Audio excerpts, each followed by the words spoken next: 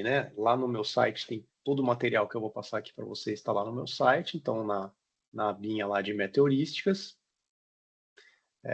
Vamos abrir esse carinha aqui, ó, que é a primeira aula. A primeira aula, não, né? A dinâmica da disciplina, que nesse caso aqui vai ser um pouquinho diferente. Bom, isso aqui é o que eu pretendo ver com vocês. Basicamente é uma pancada de algoritmo, tá? Só que tem algumas coisas muito importantes aqui em cima que a gente vai perder tempo, e se eu não passar, a maioria das pessoas não consegue fazer meteorística, que tem a ver com estruturas de dados, sabe? É uma coisa, parte computacional já. Infelizmente, vocês não veem isso na parte de informática, tá? Lá com a Mari. Por quê? Não dá tempo, não é o escopo mesmo. Mas sem saber algumas coisas, gente, fica muito difícil você pensar em soluções para esses problemas. Então, eu vou passar aqui. Eu sei que tem muita gente aqui que já está trabalhando com Python e tem muita gente que trabalha com VBA. Como o Python não é a disciplina oficial, do nosso curso, essas estruturas de dados, que talvez essas eu implemente um pouquinho, assim, só para vocês terem uma noção como é que é, eu vou fazer em VBA. Mas, obviamente, tudo que eu fizer em VBA tem o seu contraponto no Python também. Então, fiquem tranquilos os pythonistas aí. Qual que é a dinâmica que eu faria, que eu vou fazer no semestre que vem? Aqui vai ser diferente. Primeiro, eu passo o conteúdo, que é isso aqui que eu estou mais preocupado que você passar para vocês, explicar o conteúdo das meteoríticas. Aí a gente faz uma implementação conjunta, então vai ter um problema teste aí, que a gente vai fazer desde a leitura dos dados dele até a implementação de uns 4, 5 algoritmos, tá? Que é um problema do caixeiro viajante. Isso eu fico fazendo na aula, tá? Eu vou fazendo na aula, vocês vão fazendo juntos. E no final não, durante a disciplina, tem que ter a implementação do trabalho. Ou seja, cada um de vocês vai ter que fazer uma meteorística para mim. Isso é nessa disciplina ou no semestre que vem eu vou querer que vocês implementem alguma coisa. Tá? Linguagem de programação pode ser qualquer coisa, para mim tanto faz. Tem algumas coisas aqui no slide para vocês buscarem artigos. Eu não sei se vocês sabem fazer, tá? Se vocês não souberem buscar artigos, quando chegar nessa parte, vocês me avisam que eu faço um tutorialzinho aqui. Tem mais ou menos lá um tutorial na minha parte de TCC que eu explico para os alunos como é que faz essa busca, mas é super importante saber fazer isso. Então, vocês podem começar a tentar ir atrás já. Se você não consegue buscar os artigos pelos meios legais, existe esse Sci-Hub aqui. Eu não sei o que é, já falaram para mim o que ele faz, mas eu nem fui atrás de ver o que é. Eu acho que funciona, não sei, não posso falar nada. Então, se quiserem, vocês procurem para ver o que é esse negócio aí. Eu não sei. Eu não sei o que é isso aí, não. Como que a gente vai fazer a nota, né? Já pensei nisso, nesse semestre aqui que a gente está fazendo especial? Não. Devia ter pensado? Devia. Como que eu faço na disciplina normal? A gente faz provas, tá? 2 provas, geralmente, ou uma grandona no final.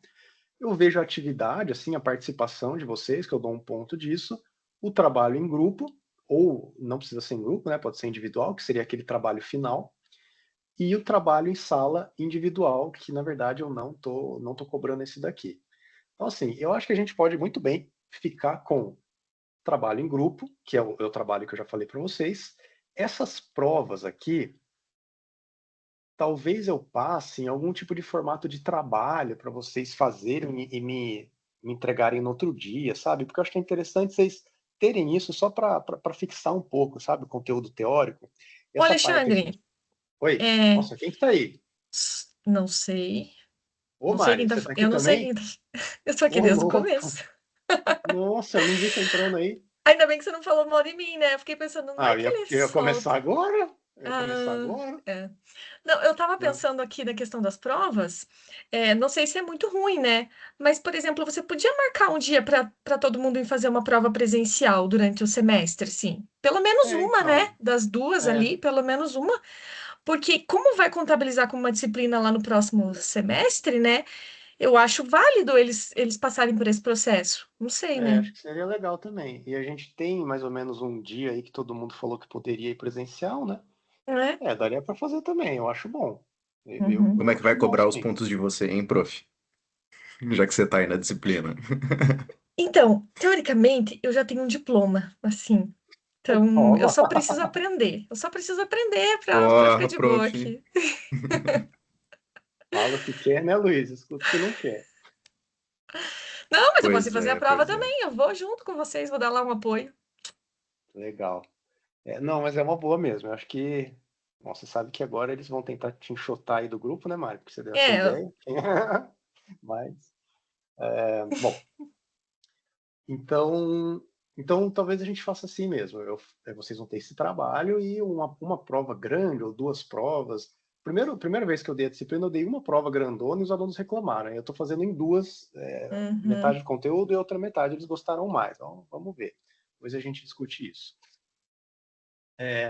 Quais são as referências, tá, que eu uso? A, o livro, a disciplina inteira, gente, é pautada nesse cara aqui, ó, tá? Nesse primeiro livro. Tem alguns outros de referência aqui para vocês, tá? Eu coloquei esse livro lá no grupo, vou até, acabou aqui, vou até mostrar para vocês onde é que tá, ó. Aqui no grupo dessa reunião,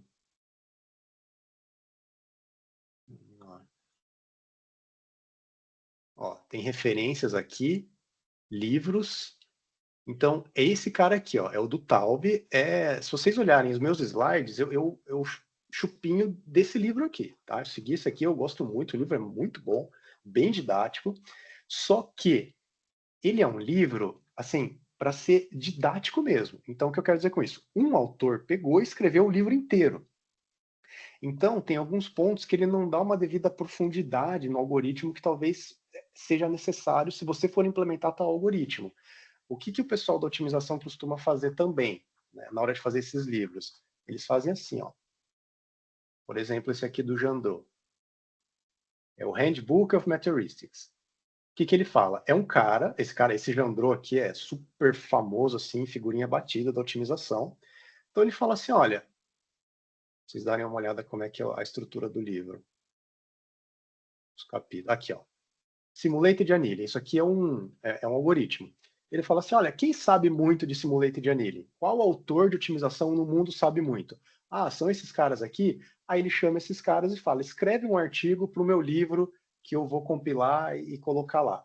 Aí então você sabe que você tem especialistas escrevendo sobre o algoritmo. Portanto, o livro fica meio quebrado, assim, né? Porque cada capítulo é meio que um ponto de referência sozinho. No livro que eu mostrei para vocês, você tem conceitos comuns que você teria que ler antes para entender o resto dos algoritmos. Aqui não. Teoricamente, esse cara aqui não está sabendo o que esse aqui vai falar. Então, às vezes, esse cara aqui de cima escreve uma definição de problema de otimização usando uma terminologia, e esse cara aqui define de outra forma. Então, esses livros aqui são muito bons para pesquisas pontuais, assim, sabe? Então, sei lá, você quer fazer um VNS, vem e lê esse cara aqui. Provavelmente ele vai trazer todo um histórico muito mais aprofundado do que o outro, tá? Só que o outro é o que eu uso para a maior parte da disciplina. Mas então, peraí, Alexandre, deixa eu entender. Por exemplo, cada capítulo é escrito por esses autores que estão listados aqui, que são os especialistas naquele método. Especialistas e digo mais, às vezes são os criadores. Ó, esse cara aqui, ó, Ah, é o criador do VNS. Quer ver? hum, Não, o Rezende é criador de outro. Geralmente eles chamam, se o cara é vivo ainda, eles chamam os caras que, aqui, ó, esse aqui, ó, o Grasp, eu acho que é do Rezende, que é o uhum, que a Sabrina estava vendo também. É um uhum, brasileiro esse cara. Então, geralmente eles chamam o cara que criou o algoritmo. Então, isso é muito legal, é muito Mas aí legal. os capítulos são em forma de artigos? Tipo, Eles são meio que os artigos maiores, assim, isso que eles sabem que são para livros, sabe? Não tem aquela coisa do artigo de testes e tal. O cara sabe que está escrevendo uhum, um artigo para um entendi. livro. Quer ver? Uhum. Fica bem legal. Ó, vamos pegar o de Simulator de Annealing aqui. Aqui, ó. Ó, tem um abstract e tal, só que ele faz uma retomada. Ó, Uhum. história e motivação, então é muito legal. Eu gosto muito desses livros.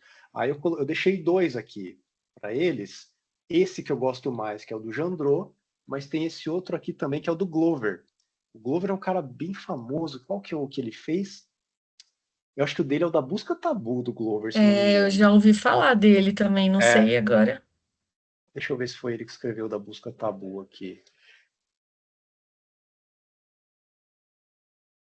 Acho que ele não colocou. Ele é bem famoso também. Então, ó, o VNS de novo aqui, pelo esse Mladenovic aqui. Uhum. Então, isso aqui é bem legal, tá, gente? Vocês pegam, entendem lá o conceito do que eu estou passando. Não entendeu o que eu passei no slide? Para onde você vai primeiro? Para o livro do Taub, que é o mais didático. Entendeu mais ou menos? Quer saber aprofundar mais no algoritmo, saber minúcias? Vem para esses aqui, tá? Aí depois você pode ir para artigos mesmo que o pessoal fez as aplicações. Beleza, então de referências estamos check aqui.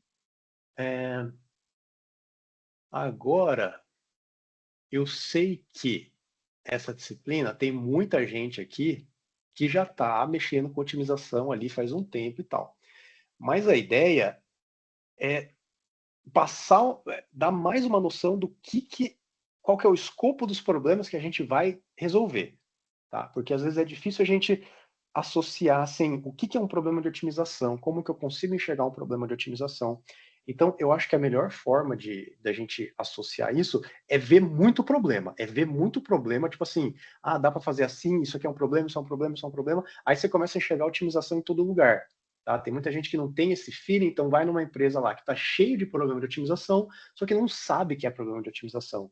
Principalmente o pessoal das empresas não sabe isso, né? Então, essa primeira parte aqui, essa primeira apresentação, é para falar de uma pancada de problema. Quem aí não tem problema, não sabe o que vai resolver, dá para escolher alguns daqui também, dá para ter alguma ideia. Enfim, passar diversos problemas para vocês. Primeiro, clássico. Você fala lá otimização, a gente fala do problema do caixeiro viajante. Acho que todo mundo sabe, porque até esse problema vocês veem lá em pesquisa operacional 2, vê depois na 3, eu acho que implementa a solução. Mas qual que é a ideia? Eu tenho os nós de um grafo aqui. Tá? Eu posso pensar nos nós de um grafo como pontos no espaço 2D. O problema do caixeiro viajante é muito simples. Eu vou ter que ligar todos esses pontos, tá? Sem repetição. Então, eu tenho que sair de um ponto, a gente fala sair de um ponto e voltar para o mesmo ponto. Tá? Sem passar duas vezes no mesmo nó, sem repetição, de forma a quê? A minimizar o que seria o somatório das distâncias dessas setinhas aqui. Tá? Então, existem muitas combinações possíveis para o caixeiro viajante. É um negócio que ele explode, né? A gente fala que tem uma explosão exponencial de combinações possíveis. Por exemplo, isso aqui é uma rota, vamos supor, uma solução para o caixeiro viajante. Isso aqui também é uma solução para o caixeiro viajante. Tá? Algumas soluções são melhores do que outras. E isso é um ponto crucial de problemas de otimização. Você sempre vai ter uma gama de soluções possíveis e alguma forma de valoração de cada uma dessas soluções. E aí nossa tarefa vai ser tentar encontrar a que tem o maior ou menor valor, dependendo do objetivo que a gente quiser. Né? Se eu perguntar para vocês, qual das duas soluções aqui é melhor? Vai, Luiz, que você deve estar com a câmera aberta aí. Ele fechou a câmera. Ele fechou a Fechou a câmera. câmera e foi Ele nem deve embora. estar mais aí. Vamos ver, Tô perguntar aqui pro sim, Gregory, tô aqui então. sim. Tá aí. Qual que é a melhor rota aqui, Luiz? A da esquerda. A da esquerda. O fanfarrão. Tá. Você não me deu uma Obviamente. métrica especificada, eu achei ela mais bonita, portanto é a melhor para mim. Tá. Tô maximizando a Viu beleza. só? Tá Exato. bom. Poderia ser então, ó. Se tá maximizando a beleza, a gente poderia ter a rota da esquerda. Mas como eu defini que o caixeiro viajante quer minimizar o somatório das distâncias, obviamente essa rota aqui da direita é melhor, tá? Uma coisa também que é muito importante a gente conseguir identificar, além de ver se uma solução é melhor ou pior do que outra, é essa coisa da factibilidade de uma solução, tá? Por quê? Eu já estou falando isso tudo para vocês porque a gente vai ter que fazer essas verificações computacionalmente. Você não vai poder jogar, a gente não vai usar aquilo que vocês fizeram em pesquisa operacional 2. A gente não vai criar um modelo matemático, tá? Que tudo está funcionando e a gente joga para o solver, lá para o branch and bound resolver e ele vai falar, não tem solução factível ou tem solução factível. Não, a gente vai precisar ver isso na mão, tá? Então é muito importante para cada problema a gente saber o que é uma solução factível. Nesse caso aqui, ó, essa solução obviamente, ela não é uma solução factível para o problema do caixeiro viajante. Por quê? Ela está violando uma das restrições. Tem um ponto aqui que não foi visitado nenhuma vez. Então, uma setinha não entrou e uma setinha não saiu. Como que eu conseguiria ver isso no computador? Tá? Eu vou bater bastante a tecla nisso, que vocês já têm que ficar desde agora pensando, nossa, como que isso aqui é no computador? Como que eu coloco isso aqui no VBA ou no Python? Tá? Que a gente vai, basicamente, a disciplina inteira vai ser isso. Esse caso aqui também é uma solução que é infactível. Por quê? Embora todos os pontos estejam sendo visitados, eu tenho o que é chamado ali no caixeiro viajante de subrrotas. Eu não posso, eu tenho que quebrar isso daqui, esses dois clusters aqui. Tem que ter uma grande rota só, certo? Agora eu pergunto para vocês, em que situações que eu poderia aplicar o problema do caixeiro viajante? Notem, o problema do caixeiro viajante, vamos pensar em forma genérica aqui, tá? Eu tenho um conjunto de pontos, eu tenho distâncias, distâncias até de arco, tá? Não estou nem falando que é uma rua, nada. Tenho distância entre esses pontos, eu quero minimizar o somatório das distâncias sem visitar um ponto mais de uma vez. Como que a gente poderia modelar alguma situação como um problema do caixeiro viajante?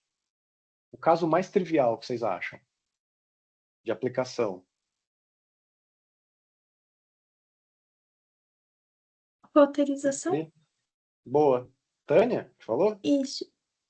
Conseguiu? Chegou a energia aí, Tânia? Chegou. Tiraram a Bom, árvore da rede. sério? Caiu árvore aí? Ixi, Maria. Sempre cai. É chover que cai um galho.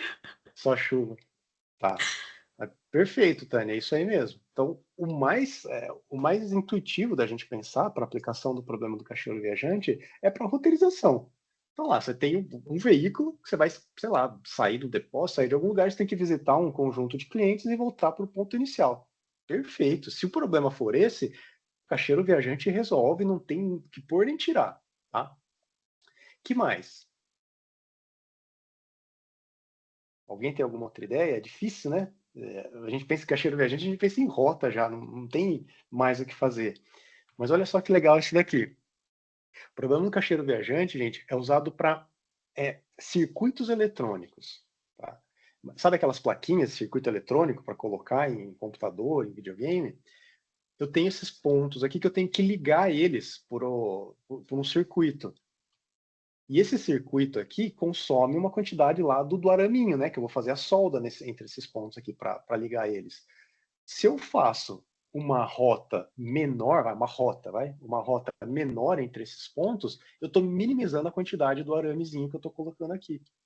Tá? Então isso daqui é um problema do caixeiro viajante também. Onde que isso aqui é aplicado quase da mesma forma? Pontos, pense no caixeiro viajante agora, só que tridimensional. Eu tenho um espaço em 3 dimensões, eu não tenho só x e y, eu tenho x, y, z.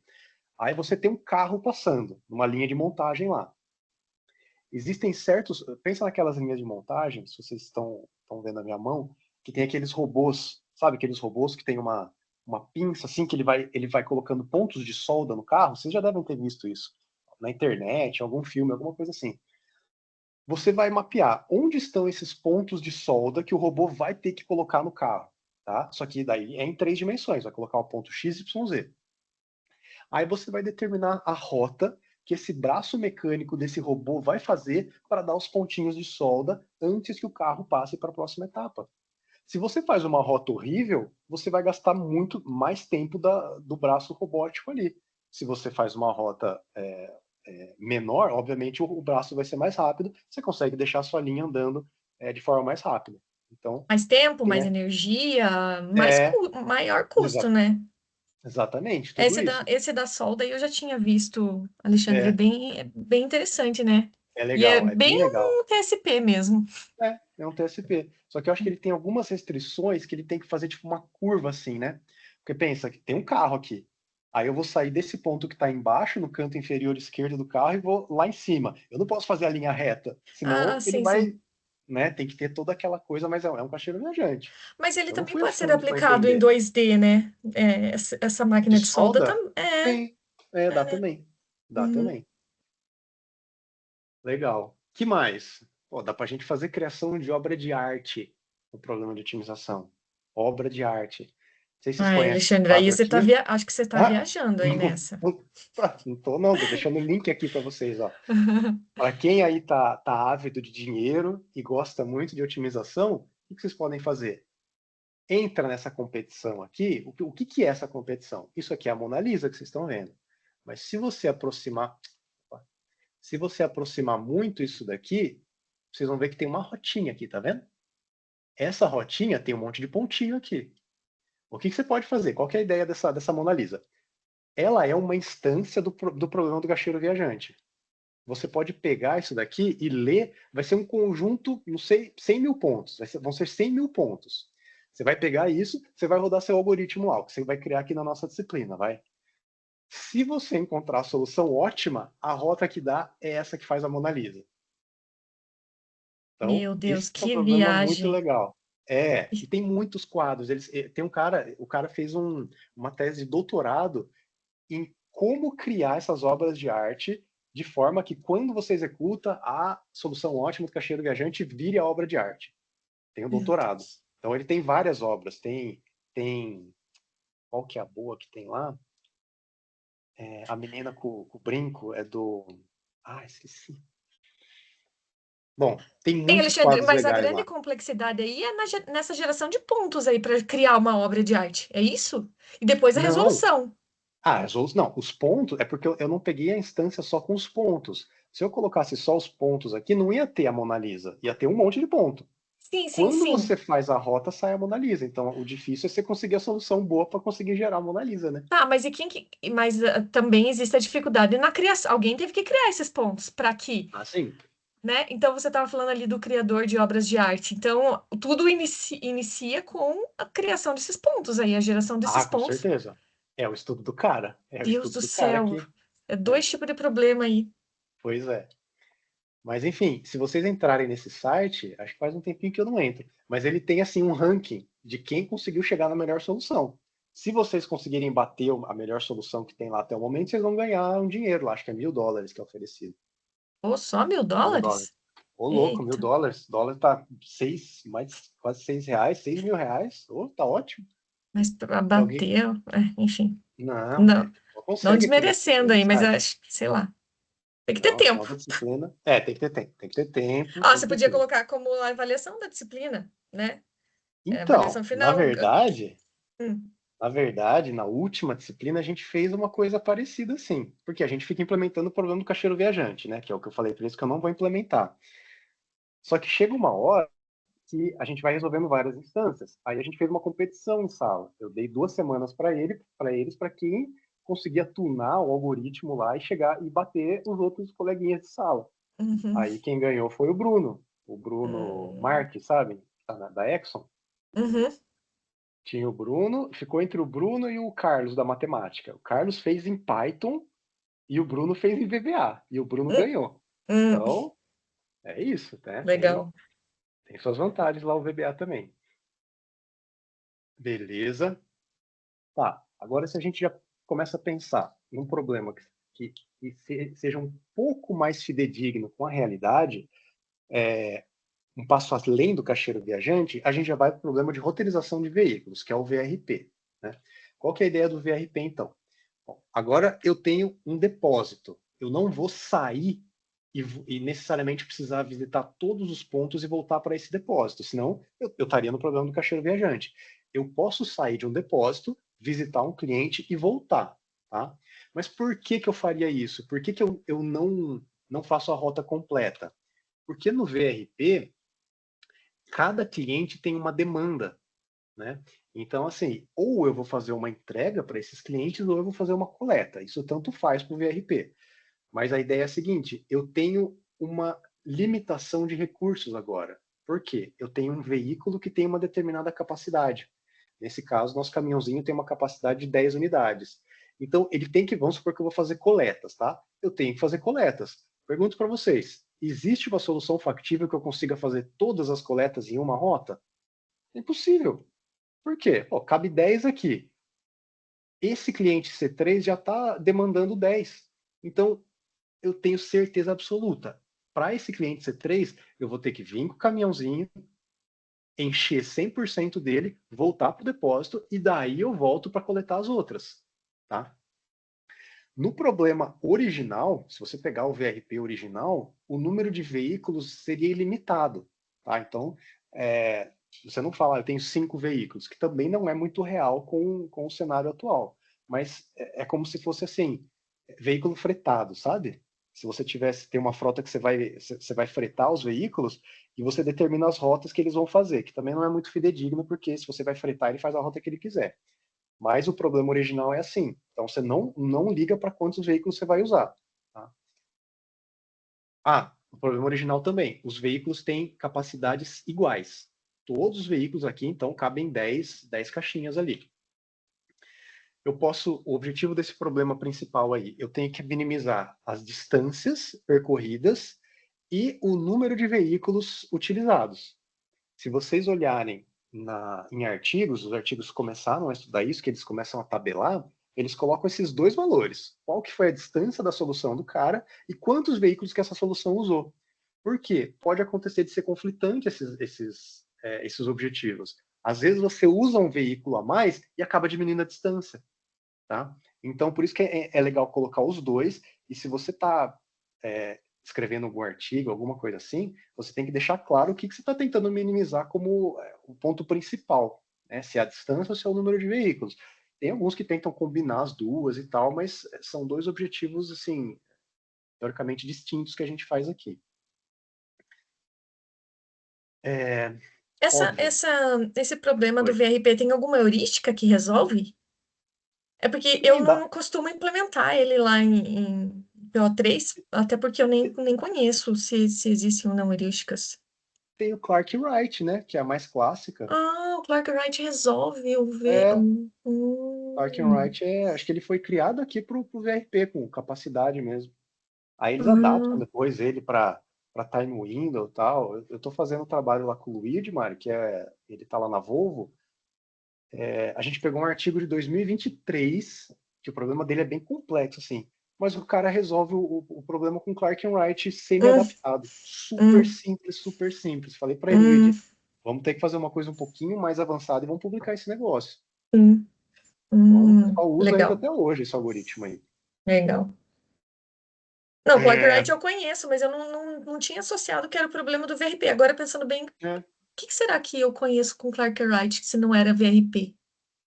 Talvez você não coloca, porque dá para você usar sem colocar um VRP também, porque é só você não fechar uma rota quando estoura a capacidade.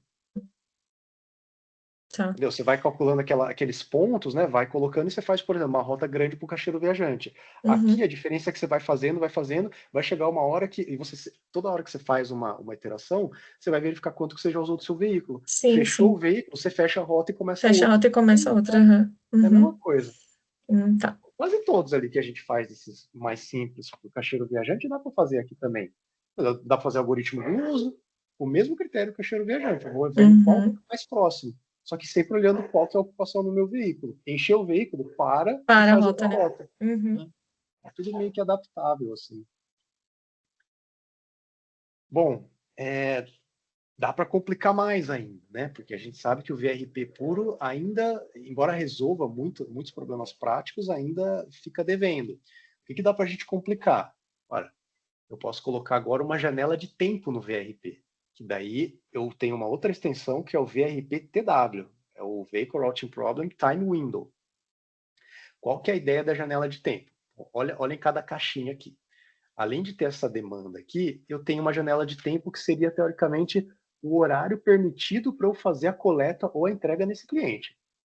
Aí, assim, então, nota que eu tenho uma dimensão de tempo aqui agora. Isso aqui já complica muito esse problema. Se eu sair do depósito, além de saber vamos supor que eu comecei a minha operação 7 da manhã. Além de saber a distância daqui para cá, eu vou ter que saber quanto tempo que eu levo para sair daqui e chegar aqui. Por quê? Se eu comecei 7 da manhã a minha coleta, eu saio e eu sei que eu demoro meia hora para chegar aqui, eu vou chegar aqui 7h30. Ele não está aberto ainda. Então, no VRP, você teria que ficar esperando aqui até as 8 horas. Aí, quando for 8 horas, você pode fazer a sua coleta ou sua entrega. Só que mais ainda, A coleta e a entrega não são instantâneas. Então tem esse tempo de serviço aqui agora. Tá, cheguei 7h30, fiquei esperando meia hora. 8 horas eu comecei a ser atendido, fiquei 10 minutos parado lá, descarregando, carregando, e aí sim eu saí daqui 8h10 para pular para esse cara aqui, que abre 8h30. Então, olha como fica complexo. Isso aqui já muda muito a cara das rotas. Por quê? Às vezes você acha que essa aqui é uma rota ideal, só que é impossível você fazer essa rota, que quando você chegar aqui, sei lá, já vai ser mais do que 11 horas. Então, quando a gente coloca o time window, isso força, algumas vezes, você ter umas rotas que parecem que ficam feias, assim, em relação à distância. Parece que ela está errada, mas é por causa da janela de tempo. Imagina que tem um cliente que está lá longe, e ele é o primeiro, assim, o time window dele é nos primeiros horários da manhã e é super curtinho. Não vai ter, você não vai conseguir ficar pegando todo mundo aqui perto, você vai ter que primeiro ir lá naquele cara lá longe. Isso pode acontecer com outro cara do outro lado. Aí você faz uma rota que você atravessa a cidade inteira 2 vezes e não está errado. Talvez seja a solução ótima. Tudo por causa do time window. Tá? Ele pode dar umas rotas muito esquisitas. Tá? Que mais?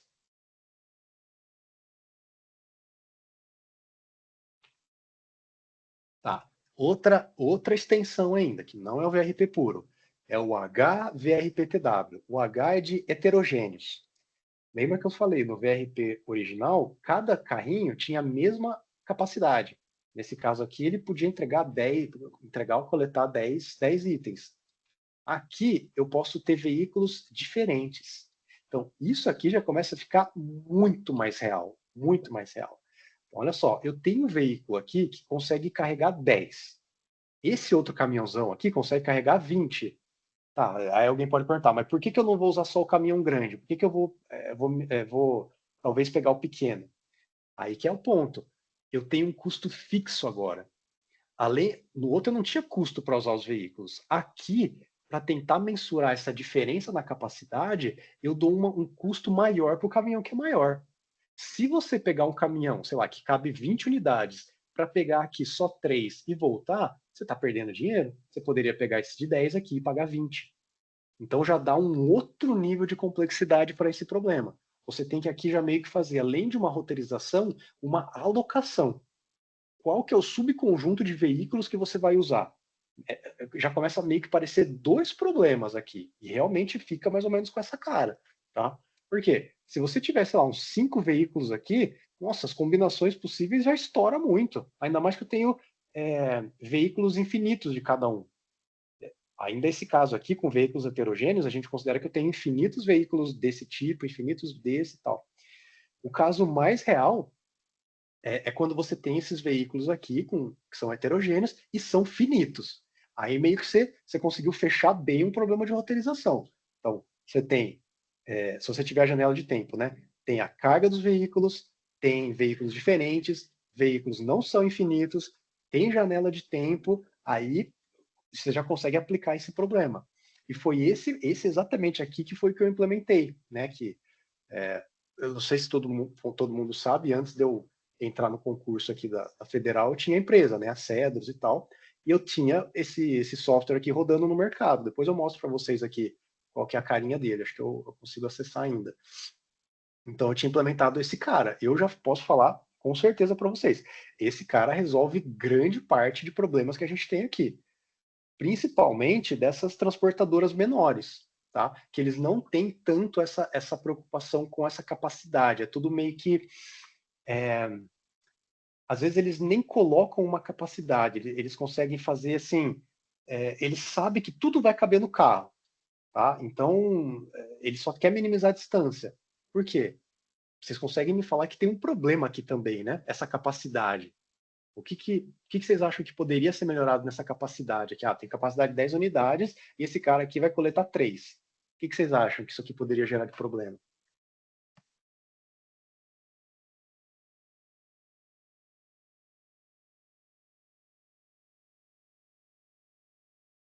Tem que dar nomes aí. Quem que tá aí, Mário? Tá todo mundo aí. Tá todo mundo? Leonardo, tô passando aqui.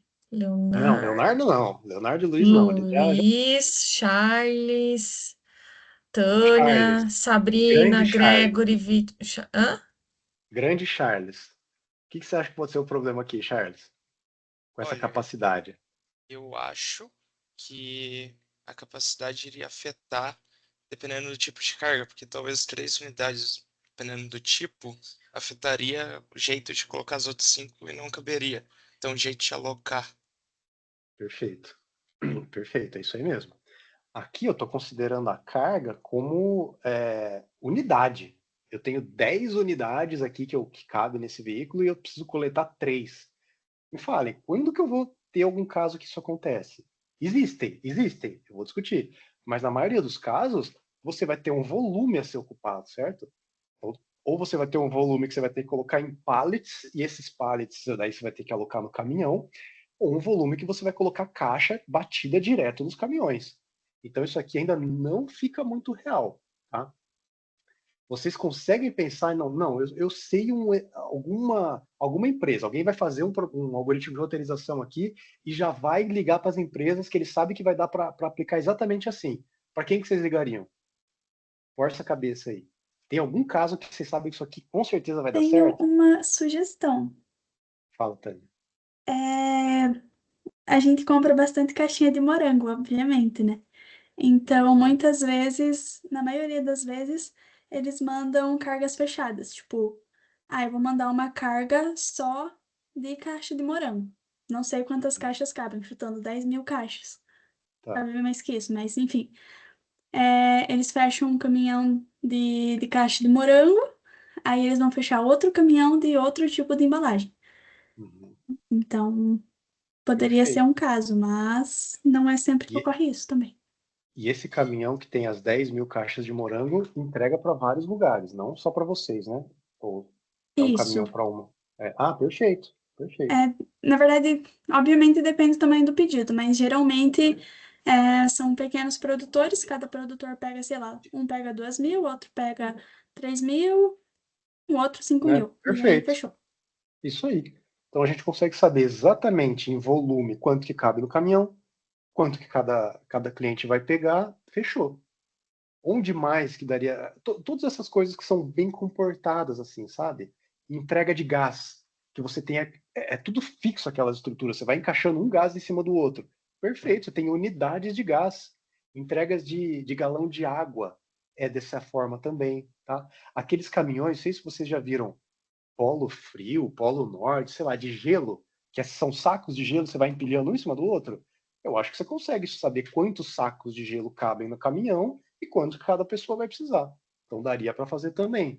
Não é que o VRP não é aplicável, depende do caso. Você já consegue aplicar ele em muitos lugares.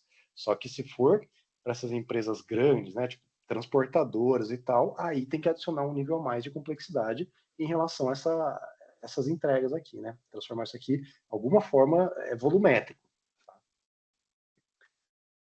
Se alguém tiver dúvidas aí, vai falando. Bom, problema da mochila. Isso aqui também super, super clássico. Como que funciona o problema da mochila que vocês já conhecem, tenho certeza. Você tem uma mochila de capacidade finita, sei lá, vamos pensar que, de novo, capacidade em unidades ali, vai? Cabe 150 unidades nessa mochila. A gente pode pensar em peso, sei lá. Aí você tem um conjunto de itens e você tem que alocar um subconjunto desses itens nessa mochila de tal forma que ela não extrapole a capacidade dela e maximize o que a gente fala que seria o valor da mochila. Tá? O que seria o valor? Para cada item, a gente vai ter, claro, um peso e você vai dar um valor para ele, quão importante que ele é para você. Então, por exemplo, onde que a gente pode pensar no problema da mochila? Você vai acampar lá na floresta, você só tem uma mochila para levar. Tá? Aí você tem que escolher os itens ali com cuidado, né? Porque a mochila tem uma capacidade limitada, aí todo mundo sabe. Só que cada item que você tem lá na sua casa, você vai pegar uma etiquetinha e vai colar um valor nele. O quão importante que ele é para você em um cenário de escalar lá na montanha e fazer o o negócio lá na floresta. O que você vai tentar fazer? Ora, você vai tentar levar os itens que são os mais úteis, de acordo com a sua própria classificação lá, que você colocou as etiquetas, só que de forma que eles caibam na mochila. Então a gente pode pensar em alguma coisa assim. Você selecionou lá na sua casa, esses são os candidatos para levar, né? Então você tem o iPod, tem uma abobrinha, tem água, tem um canivete, tem carne, tem arroz, tem aveia e tem um PlayStation 4. Aí você faz o quê? Você pesa eles, que seria essa linha aqui de baixo, e você dá um valor para eles. Então, o iPod 10, a água 5, PlayStation 4 30, óbvio, que vai ser mais. Vai ficar fazendo o quê lá na floresta se você não for jogar, né? Aí qual que é a ideia? Lembra, cada item aqui vai ter um peso. O iPod pesa 50 e tal. Só que a sua mochila tem uma capacidade de 130. Qual o item que você vai levar? Tá? E agora sim, gente, o que eu estava falando disso já meio que implicitamente nos problemas de VRP. Para cada problema desse, a gente tinha um objetivo. Tá? Nesses casos aqui, geralmente o objetivo tem a ver com a rota. Então, eu queria minimizar a distância das rotas. Ou ainda, minimizar o número de veículos utilizados. E lembrem, isso é aquela coisa que vai diferenciar uma solução de outra. Você tem que ter algum critério de valoração de uma solução, para você falar, essa é melhor do que essa. Senão, uma heurística não serve para nada. Se toda solução tiver o mesmo custo. Tá? Eu vou falar de custo agora, mesmo quando for para a gente maximizar alguma coisa, que teoricamente seria lucro. Então, tudo a gente chama de custo. Vamos pensar numa função custo. Nesse caso aqui, o que seria a minha função custo? Ora, eu vou tentar selecionar esses itens, só que tem que ter algum elemento que vai guiar a minha escolha. Eu vou pegar o iPod e vou pegar a aveia. Por quê? Só porque ele cabe na mochila? Não. Você não pode olhar só por isso. Por quê? Além de caber na mochila, você tem essa valoração aqui, ó, 5, 15, 30. Então você quer selecionar os caras que caibam na mochila, que o somatório deles não ultrapasse os 130, só que o somatório dos valores deles sejam maximizados também. Você quer encontrar o maior somatório possível. Óbvio, na maioria dos casos a gente não vai conseguir encontrar isso sempre, porque isso seria o que a gente chama de solução ótima. Mas você vai tentar encontrar o melhor subconjunto aqui, você não vai pegar de forma aleatória, né? E, de novo, restrição.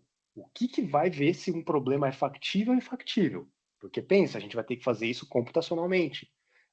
Parece que a única restrição, a única coisa que vai me indicar se uma solução é factível ou não, tem a ver com esse peso aqui.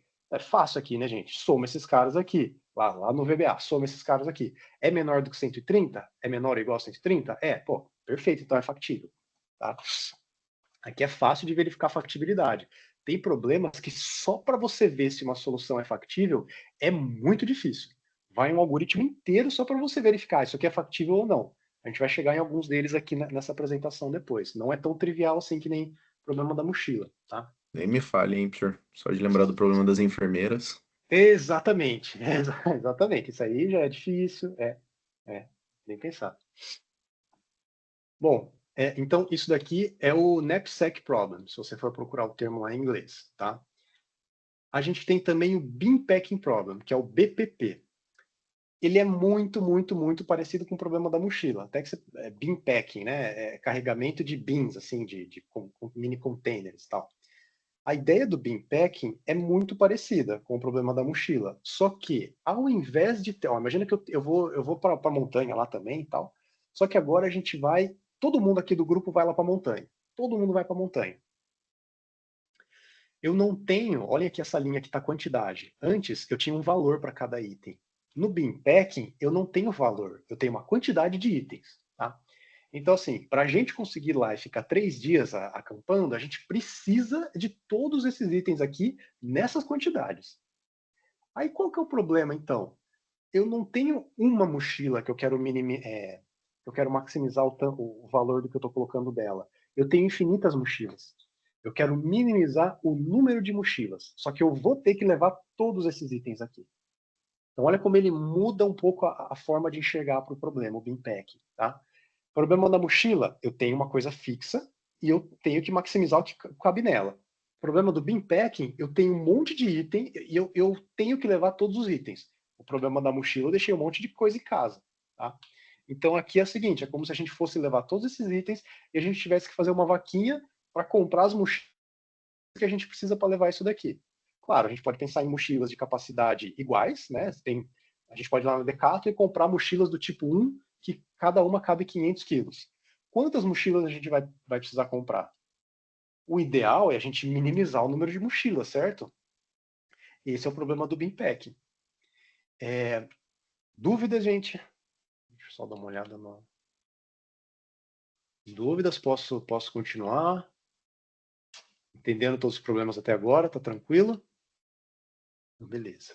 Olha, a gente não sabe, tá todo mundo quieto, então a gente imagina que sim. Eles não falam nada, né? Hum. Nossa, eu fico falando. Não sei se tem alguém aí. Não sei como vocês ficaram fazendo essas aulas na pandemia, viu? Nossa, acho que eu não ia aguentar, não. Até hoje a gente não sabe se eles fizeram ou não, na verdade, né? Não sabe. Mas vocês Não sabe. gravaram? Eu gravei as aulas. Gravava? Eu E gravava. daí eles assistiram depois. Também não Entendi. sei. Também não sei se eles assistiam depois. Eu fazia a minha parte, e se eles faziam, eu já Sim. não sei. Porque dá na mesma, né? Você gravar ou você fazer tipo ao vivo, que nem a gente tá fazendo agora. Ninguém pergunta nada, grava Então, e deixa lá, né? Enfim. Eu gosto de olhar assim e tal. Enfim. Mas, gente, por que eu tô passando esses dois problemas aqui, que teoricamente eles são bem simples? Acontece muito frequentemente na otimização de você ter um mega problema grande e a gente consegue quebrar ele. Então, existem subproblemas que a gente resolve nele, que são problemas conhecidos também.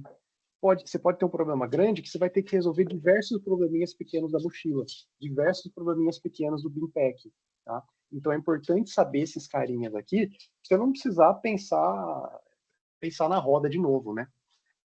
Então olha só, como que dá para pensar isso também? E assim, para problemas completos, dá para pensar também. Como eu falei lá do caixeiro viajante, eu tenho o problema do caixeiro viajante genérico, envolve um grafo, pontos e tal, super matemático. Mas quando eu vou falar de aplicações, eu posso pensar em roteirização e tal. O que vocês acham que dá para a gente pensar, modelar um problema lá do mundo como um problema do Bin Pack? Isso aqui acho que não vai acontecer, né? Não vai ter uma empresa que vai precisar que você resolva esse tipo de problema para ela. Então é aí que eu falo que assim, a gente tem que ver muitos problemas para que você consiga forçar a sua cabeça. Você bate o olho em algum problema lá da empresa e fala, opa, isso aqui é aquele problema clássico que parece que não tem nada a ver, mas eu consigo, é a mesma coisa. Isso é muito, muito, muito importante mesmo, fazer essas simplificações assim. Então, alguém tem alguma ideia que situação que eu posso representar como problema do Bin Pack? Seria esse aqui? O que vocês acham?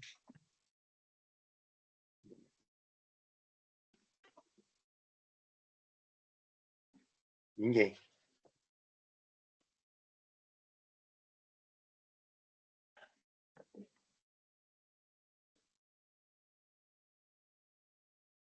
Ninguém mesmo? Beleza. Olha só. Eu vou passar 2 exemplos para vocês, tá? Para vocês verem que eu não tô brincando aqui, que é um negócio bem aplicado mesmo. E já vou aproveitar para passar um outro problema, que é o problema de carregamento de pallet, o pallet loading problem. No que consiste o problema de carregamento de pallet? O nome é muito, muito, muito sugestivo, né? Você tem que carregar pallet, óbvio. Então, o pallet, né, para quem não sabe, é aquele estrado de madeira ali que a gente usa para bater as caixas, fazer as camadas, estrachar e colocar no caminhão. Então, é a logística que a gente está falando aqui. Como que é o problema? Eu tenho um número de caixas, e de caixas diferentes. Então, eu tenho 20 caixas aqui da rosinha e 10 caixas da azulzinha. Claro, eu fiz a caixa aqui como se fosse um retângulo, porque eu não consigo desenhar 3D, igual o Koga consegue. Ele consegue fazer uns 3D super bonito aqui, eu não consigo, então, mas imagina que isso aqui é um problema tridimensional, tá? Tem um monte de caixa desses tipos aqui. Como que eu coloco essas caixas, o tanto de caixas que eu tenho, nos pallets, de forma a, óbvio, minimizar o número de pallets que eu tenho? Aí, claro, você pode colocar uma complexidade. Cada caixa tem um peso também, para você não estourar a capacidade do pallet e tal. Mas o ponto que eu quero chegar inicialmente é um problema tridimensional, né? Você vai ter que fazer meio que aquele Tetris de forma 3D, que isso complica muito, né, resolver esse tipo de problema. Mas olha só, a grande maioria das caixas, se vocês forem, não sei se vocês já tiveram essa experiência, se você pega uma caixa dessa, sei lá, caixa de manteiga lá da Coamo, você vai olhar do lado dela, vai ter uma imagem bem parecida com essa aqui, com esse pallet aqui. O que que é? Tipo assim, é como se fosse um formatinho para você colocar num pallet padrão. Cabem tantas caixas numa camada de pallet padrão e elas têm que ser organizadas dessa forma. Já fica tudo com o desenho. Por quê? O cara não precisar ficar lá quebrando a cabeça dele, né? Eu já tive que fazer isso, então já riram um pouco da minha cara nisso, né? Como que eu aprendi esse negócio? Da forma mais difícil, que foi como? Eu tava batendo as caixas lá no pallet e os caras começaram a tirar sarro de mim. Por quê? Tava horrível o negócio que eu tava colocando. Aí os caras estavam fazendo um negócio super bonitinho. Eu falei, não, esses caras aí são os gênios, são os gênios das caixas. Daí depois eles explicaram, né? Não, se você olhar do lado da caixa, você consegue ver qual que é o template aqui para você seguir. Mas Aí é a a gente, caixa que tem esse template ou é tipo cada potinho de manteiga? Peraí, não cada. entendi. Não, pensa que tem uma. Eu tô falando, tipo assim, a manteiga, sei lá, aquela manteiga que é industrial, né? Tipo assim, que tem 20 quilos, assim. Não Tá. é o saquinho pequenininho, aquela Não, pequenininha. não. É um pacotão de manteiga e eles colocam ela numa caixona assim, ó, desse tamanho.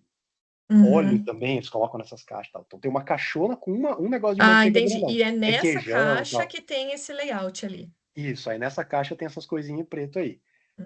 Aí os caras ficaram fazendo bullying comigo. Aprendi. Mas eles podiam ter falado antes. Essa eu não Então, sabia assim, também, ainda bem que você já me falou. é, Hum. tem. Se você for algum dia paletizar em alguma empresa aí, já dá uma olhada antes para não passar vergonha lá, porque geralmente tem. Aí, assim, então imagina assim, ó, olha como isso aqui vai simplificar um pouco o nosso problema. Se eu tenho a forma que eu tenho que colocar as caixas em cada camada, teoricamente eu não tenho um problema 3D para ser resolvido, né? Por quê? Cada camada já está meio que fixa, dado que eu tenho caixas suficientes para fazer essa camada. Então, olha como que a gente consegue fazer uma transformação nesse problema. Vamos considerar agora camadas completas, tá? Então, assim, quantas camadas completas eu consigo fazer com essa caixinha rosa aqui? É fácil, é uma conta, é uma divisão. Por quê? Vai estar lá na caixinha, olha, cada camada usa 10 caixas. Aí você olha no seu input lá, no seu estoque. Eu tenho 10 que eu tenho que carregar, 100. Opa, então 100 dividido por 10, eu sei que eu vou conseguir montar 10 camadas completas, tá? A mesma coisa você faz com a caixinha azul, a mesma coisa com a caixinha laranjinha aqui.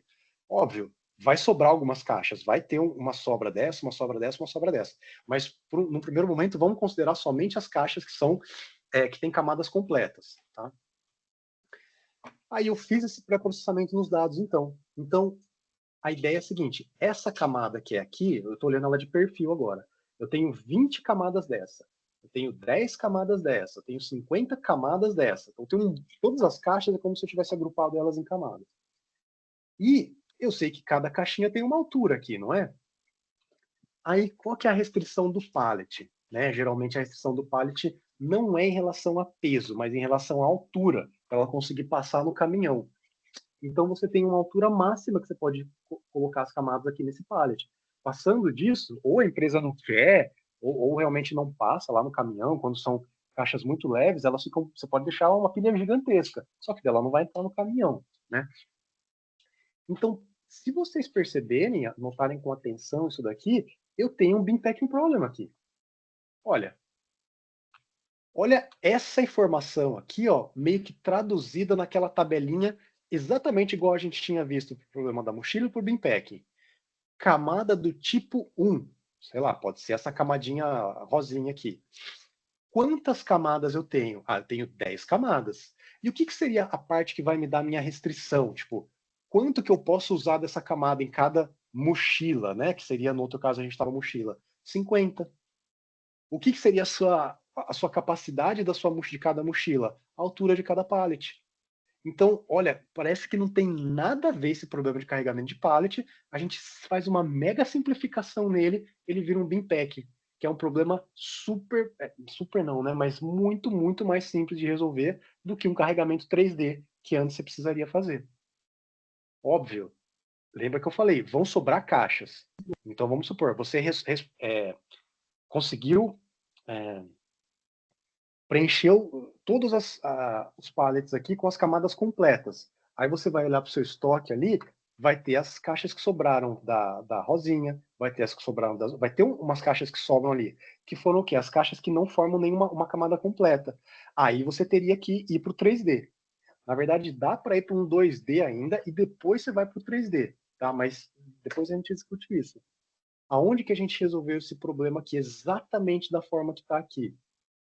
Com o Gustavo, lá na BRF, que é o TCC que gerou o artigo, o primeiro artigo de TCC do grupo. Ele fez isso daqui, a gente mandou lá para a revista e eles aceitaram.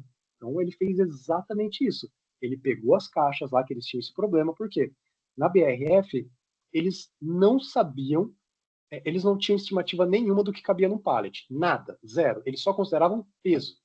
Então eles pegavam o peso de todas as caixas e mais ou menos o peso do caminhão e faziam uma estimativa. Aí o Gustavo queria começar já com 3D.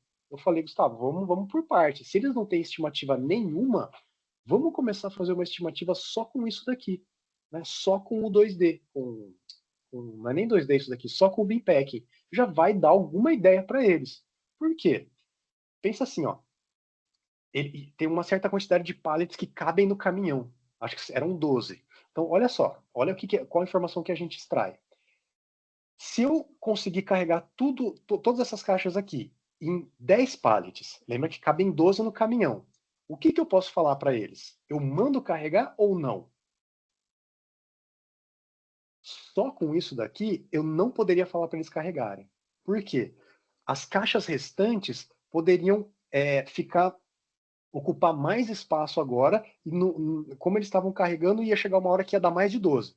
Então a gente não podia afirmar nada. Agora, o que eu poderia afirmar se, fazendo essa simplificação, eu precisasse de 13 pallets? Aí eu posso dar uma resposta para eles, né? Tipo assim, num cenário mais relaxado ainda, eu ocupei mais pallets do que cabe no caminhão. Então, com certeza, você fala, ó, não carrega, tenho certeza absoluta que não vai dar, tá? Aí o que a gente fez, então? Além de fazer essa parte do Beam Packing, para melhorar, ele fez o 3D também. Só que ele fez um 3D meio que ruim, assim, ele não focou tanto, até que teve o tempo que ele teve para fazer isso foi o da disciplina, que nem vocês estão fazendo aqui agora, tá? Só que daí depois ele pegou esses restos e colocou ainda nos pallets, como 3D. Então, o algoritmo dele poderia com certeza falar, se cabe, se no meu algoritmo está cabendo, com certeza vai caber no caminhão, e existe a possibilidade de vocês usarem menos. Por quê? Se vocês conseguirem otimizar essa parte 3D, cabe menos. Se o meu deu mais, com certeza vocês não conseguem colocar. Então ele já melhorou muito a estimativa que eles tinham, que era nula, era só em peso. Tá? Claro, os caras poderiam carregar tudo e ver que sobrou um pallet vazio ali, porque eles otimizaram a parte 3D. Ótimo, mas o nosso algoritmo ia dar certo tudo bem. Tá?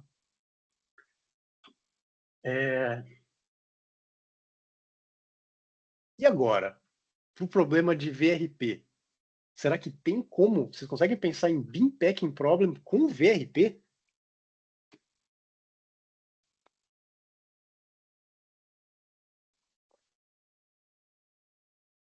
Aparentemente não tem nada a ver. Mas olha só, olha com mais cuidado aqui. Vamos pensar bom, vamos lá. Para a gente resolver o VRP, tem como você resolver assim. Pensa que a gente vai pensar em 2 níveis de decisão que a gente vai ter que tomar aqui. Rotas, que eu vou ter que fazer, óbvio. Só que quais clientes vão ser agrupados, certo? Então, eu posso agrupar criar um grupinho com esses 2 clientes aqui. E nesse grupinho, o que vai ter que ter em cada grupo? Vai ter que ter uma quantidade de itens que caiba no veículo. Então, se o veículo cabe 10, eu posso fazer um grupinho com esses 2 aqui e posso fazer um grupinho com esses aqui. É meio que uma clusterização que eu tenho que fazer aqui. Aí, depois que eu fizer os clusters, eu posso, para cada cluster, fazer uma rota. Daí eu posso fazer como se fosse caixeiro viajante. É uma forma, que é Group and Routing. Tá? Eu posso tentar fazer os 2 juntos, tá? Mas vamos pensar nessa primeira forma que eu vou criar grupos e depois para cada grupo eu vou criar as rotas de cada grupo, tá? Olha o que eu posso fazer. Eu poderia fazer uma tabelinha parecida com o Beam Packing Problem. em que eu tenho clientes, tá? Só que cada cliente, a quantidade vai ser 1, obviamente, e eu tenho as demandas desses clientes aqui, tá? Aí o que eu tenho que fazer? Olhando dessa forma, e vamos lembrar do Bin Packing Problem. O que o Bin Packing Problem tinha que fazer? Eu tenho que levar todo mundo, eu tenho que levar todos os itens. No nosso caso, eu tenho que levar todos os clientes. Eu vou fazer subgrupos desses clientes aqui, lembra lá no normal, eram nos itens, e cada subgrupo desses caras aqui eu colocaria numa mochila. No nosso caso, eu vou colocar em um carro. Então é a mesmíssima coisa. O carro tem uma capacidade? Tem. A mochila tinha uma capacidade. Isso aqui seria o peso do cliente, que no nosso caso aqui é a demanda. Eu vou agrupar esses caras de tal forma que eles não ultrapassem a capacidade do veículo. Aí para cá, então, isso é um problema. Imagina assim, ó, você pode resolver isso daqui por modelo matemático. Aí você resolve isso daqui pelo solver lá, que é rápido, tá? Vai ser rápido. Aí você pega essa resposta do solver e vê quais clientes tem em cada grupinho. Aí você joga um algoritmo de caixeiro viajante para resolver. Por quê? Não vai precisar se preocupar com a demanda. Eu sei que já cabe ali. O Bin Packing Problem já falou que esses caras aqui estão otimizados e eu minimizei o número de veículos.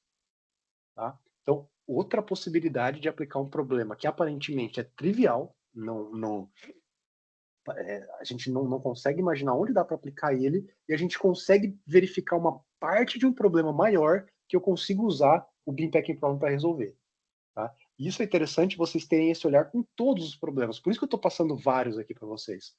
Problemas mais complexos, muito frequentemente vai cair alguma parte nesses casos aqui. A gente resolve subproblemas. E o mais legal é que para esses problemas que são mais simples, quase sempre já existem algoritmos em tempo polinomial que resolvem de forma ótima. Por exemplo, o algoritmo de caminho mínimo que vocês veem. Tá? O algoritmo de caminho mínimo já tem, é em tempo polinomial. O algoritmo de árvore geradora mínima é tempo polinomial. E eles chegam na solução ótima. Por que eu vou embutir isso numa meta-heurística super complexa se uma pequena parte dele eu já consigo resolver de forma ótima? Às vezes é vantagem. Tá? Por isso que tem que conhecer, tentar ver um maior número de problemas possível. Isso abre muito a cabeça. Tá? Dúvidas, alguém?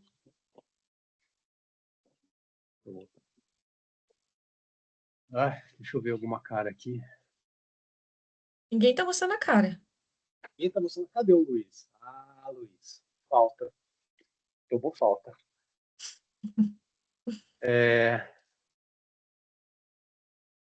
Sem dúvidas. Nossa, tem bastante gente, hein? Beleza, gente. Então, a Tânia tem a foto também, beleza. Tá, vamos lá então. Outro problema. Agora o problema vamos pensar em problema da mochila. Então, sempre que a gente fala esse problema de mochila, de Bin Packing Problem, a gente está falando de uma grande família de problemas que chama problemas de corte e empacotamento. Tá? Esse primeiro que a gente viu é o corte e empacotamento em uma dimensão. Tá? Agora a gente pode passar por de duas dimensões.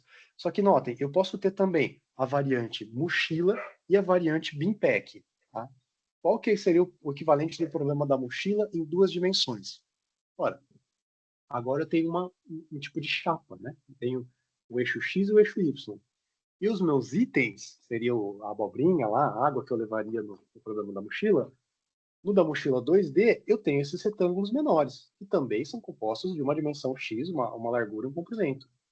A ideia aqui é, como que eu consigo alocar esses retângulos menores dentro do retângulo maior? E o que poderia ser aqui? Eu deixei aqui escrito. A função, o objetivo desse problema, o que vai guiar a gente, aos nossos algoritmos, quando a gente estiver escolhendo esses caras aqui para colocar aqui dentro? Ora, eu vou tentar colocar a maior quantidade de tal forma que eu minimize esse espaço perdido aqui, esse cinzinha que eu perdi, ou maximizo a área do somatório de todos os caras que eu coloquei. Tá? Aplicação. Bom, outra coisa que eu poderia colocar aqui. Para cada retângulozinho desses, vamos supor que não é tão importante somente a área para mim, mas cada retângulo aqui tem um valor diferente. Onde que isso poderia acontecer? E geralmente acontece assim. Esses são os pedidos de alguns clientes. Tá? Esse cliente aqui, eu tenho que entregar em 2 dias, esse aqui eu tenho que entregar em 5 dias, esse aqui eu tenho que entregar em 10 dias. Então, olha o que poderia acontecer. Eu poderia colocar todos esses caras aqui, ó, e maximizar, encher o retângulo aqui todinho. Só que todos esses aqui eu teria que entregar semana que vem. E esse cara aqui eu teria que entregar amanhã. Percebem que esse aqui teria que ter um peso diferente? Então, além de ter essa coisa de maximizar a área ocupada, eu poderia colocar um valor aqui de uma valoração mesmo, igual a gente colocava lá no da mochila. Esses clientes aqui, esse bloco aqui, sei lá, cada quadradinho que eu consiga colocar vale 5. Esse aqui vale 50. Tipo assim, você vai forçar esse cara a entrar ali, tá? Então tem isso também. Só que daí o problema é, então, colocar eles aqui. É tipo um Tetris aqui, né, gente? É um Tetris que eu sei todas as dimensões do que eu vou ter que colocar. Ah, é muito importante. A gente trabalha, geralmente, aqui na nossa disciplina e tal, no nosso ramo, com esses problemas, com essas chapinhas aqui, com formatos retangulares. Você não vai colocar um círculo aqui. Porque se a gente pensar em colocar um círculo aqui, para tratar ele, vamos pensar na parte principal lá no começo de tudo, que é o modelo matemático, ele fica não linear. A nossa meta-heurística vai dar conta disso, só que vai ficar muito mais difícil, tá? Então a gente sempre considera eles bem comportados e também que eu não consigo colocar um cara, tipo, na diagonal, assim. Tá? Eu tenho que colocar eles paralelos a um dos lados aqui. Onde que teria a situação que eu posso aplicar isso daqui? De novo, esse aqui já é mais fácil, né? Já é bem mais intuitivo de pensar.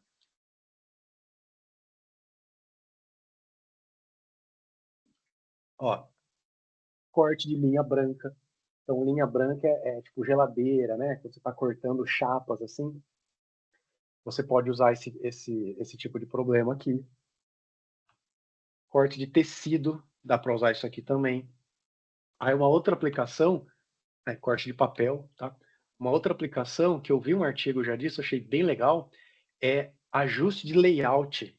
Estou colocando aqui em jornal, porque eu acho que a primeira vez que fizeram foi em jornal, mas tem em página da web também. Pensa assim, ó. Você vai fazer a edição das matérias em um jornal lá, tá? Então, o que é um jornal? É um grande retângulo, tá? Você tem a sua matéria principal, que vai ter um determinado tamanho, você tem as coluninhas e tal, você tem todos os tamanhos das matérias, eu acho que é de acordo com a importância delas. Como que você vai organizar esse layout ali no jornal? Como que você vai colocar tudo para não ficar um void ali, um espaço vazio? Tá? Isso dá para usar esse problema também. E para fazer esse layout em página da internet também dá para fazer. Claro, eu acho que isso era antes de ter essas páginas que pode ir rolando infinito, assim, sabe? Eu não pesquisei se existe esse problema ainda, porque agora tá tudo tão dinâmico, né? Acho que eles nem se preocupam mais com isso. Mas eu já vi aplicações que tentam fazer a alocação dos itens em páginas da web. Pergunta para vocês, vai?